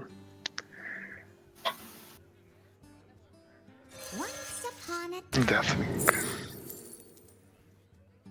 Bookworm's fine. Yeah. I think we take the bookworm. Bookworm, Yeah, double Bookworm. double Yeah, kill. that was, yeah, double kill. Let reading that love. Job done. Directly, I would maybe even play it if I could just not even make the 6-6 here. I mean, So let's that's how go. sick it is. Yeah. And we just fully trade here. Yeah. Not give any room. Yeah. Oh, and there we go, 2 mana. The new Infernus is also upgrade Infernus, by the way. Yeah. Because Pretty much spells the end of the game for G2. You can get a Draxus down safely against a Priest, especially Dragon Priest. Smooth sailing. Yeah, it's been take all series long for G2. Every single play that they're making is a trump card to what Virtus Pro has to offer. They did have that little shaky turn. You know, there was a lot of confusion going on in their communications. RDU had a really set plan in his mind, but he couldn't communicate it quick enough to Life Coach. And Tice was telling him a different play. He misunderstood RDU as well. And now you can see Life Coach is tilted. When Life Coach makes a misplay, it tilts him. Like literally tilts him. It makes his life get turned to the side slightly. It wasn't even consequential in this game because the trade happened directly into the Ragnaros anyway. But despite that, that's not what he's thinking about. He's just going, I should have done this better. But you hear it from G2. They're getting super excited as they close in on this win. And Virtus Pro, as they're starting to fall away from the match, I mean, it's about as close to over as you're going to get at this point. You can tell the spirits are down. Yeah, and Kazakus is just sort of the nail in the coffin. They really don't even need it. They can play Kazakus here just to pick up a 10 man if they want, but Second Rate Bruiser just gets the job done just the same. They can almost play no cards the rest of the game and still come ahead. Just the Infernals are so big. Let's see if VP thinks there's any chance of getting out. Alright, here we go. Please, Nefarian, please. Oh, not like this, man. Nah, feels bad. I think we just play Chromagus. Yeah, I guess just like Chromagus. Yeah, but it was so close. Man. Never memes. Yeah. Yeah, let's do. Yeah, I like the 1 mana here. You don't have to be super greedy. We didn't play. Yeah, there it is. Plus Yeah. health. Yeah, no, we got it. Yeah, you have to leave for right. Yeah, sure. GG's! Barachuka! Nice one, guys. We got him. Well done, guys. Nobody saw that. I got pretty scared at that trade when you made it. I don't know. I talked too fast and I just didn't say it correctly, and maybe it messed up your train of thought. No, it was my mistake. Doesn't matter. Next time we do it better. Nah, but we had good communication, good decks. Yeah, I just wanted to like say that the giant deck was very bad. Like you obviously always Shambler and Phase Manipulator, but I don't know the name of the manipulator. All right, well, G2, you know, even though they made a couple hiccups in that last match, still high spirits, trying to own up to their mistakes. Really like their team dynamic, and you could hear there towards the end of the game, Bunny Hopper hoping for Nefarian for the sacrificial pact that kills Jiraxis. Of course, it kills a demon, and Jiraxis counts as a demon for the automatic win, but alas, did not get it. Honestly, I forgot that was the case. I'm curious if G2 can close that game better by simply not playing with Jiraxis at some point in there. Yeah. In fear of quite literally just that outcome. I don't know what the percentages are on it. I imagine it's incredibly low, but it's nonetheless, I mean, it's abysmal. Something to think about that they definitely didn't mention. But the thing that I loved was hearing their discussion at the end of the match, where you can tell they very much trust each other. RDU apologizing, saying, I should have been able to communicate better. Life coach going, well, I'm the one piloting. I should have made the play better. The fact that they trust each other so much is making them such a strong core for this Trinity series. It's fantastic to watch. And, you know, they have a lot of versatility with sort of their lineup here. You know, last week we saw them 6-0 with Murloc Paladin. This week, the Pirate Warrior, pretty much the polar opposite of that deck, was what got it done in sort of the middle stage of that match for them. So, you know, definitely the flexibility of this team and their communication, it just seems on point. Definitely one of the teams to beat moving forward, along with Luminosity and Complexity, who we've also seen do a lot of work in the first couple weeks. It's been a great couple weeks so far. We still have another match to go today as well. But let's go ahead. We actually have an interview with Life Coach himself with the winning team, G2. Hey, Life Coach, can you hear us? Hey, guys, how are you doing? Hey, man, I just want to assure you that nobody saw that last turn with the trade. Don't worry.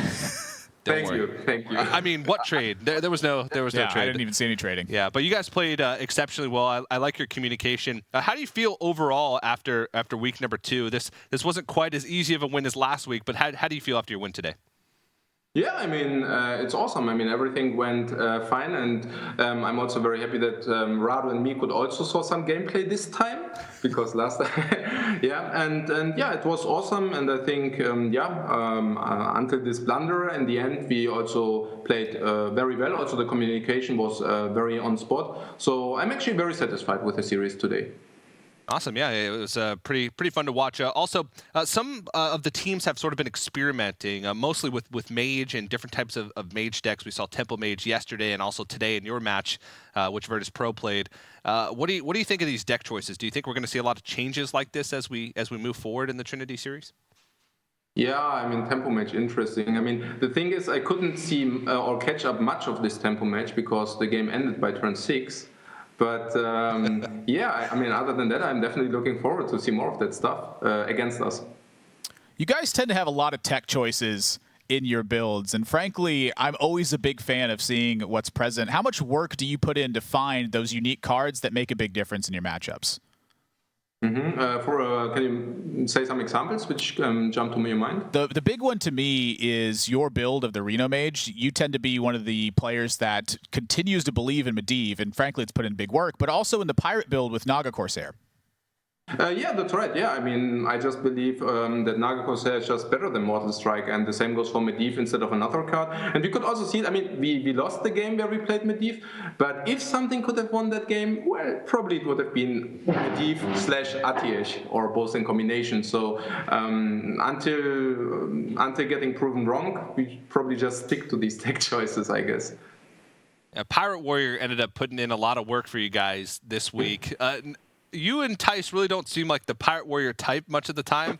How'd you guys enjoy playing Pirate Warrior? I know it was pretty quick. It was a fast experience, but how'd you guys enjoy playing that this week? Well, the thing is, Pirate Warrior and Smorg decks, I mean, it already feels not that great if you're winning, but that's still okay-ish. But if you're losing with those decks, well then, or against those decks, that's where it becomes interesting. Yeah, well, maybe you guys will get to, maybe you guys will get to play it again next week. We'll see. But again, a big win for you guys. Congratulations. We'll see you next week. Okay, thank you very much for having us. Bye. Goodbye, life coach. Goodbye, life coach. All right, well, that's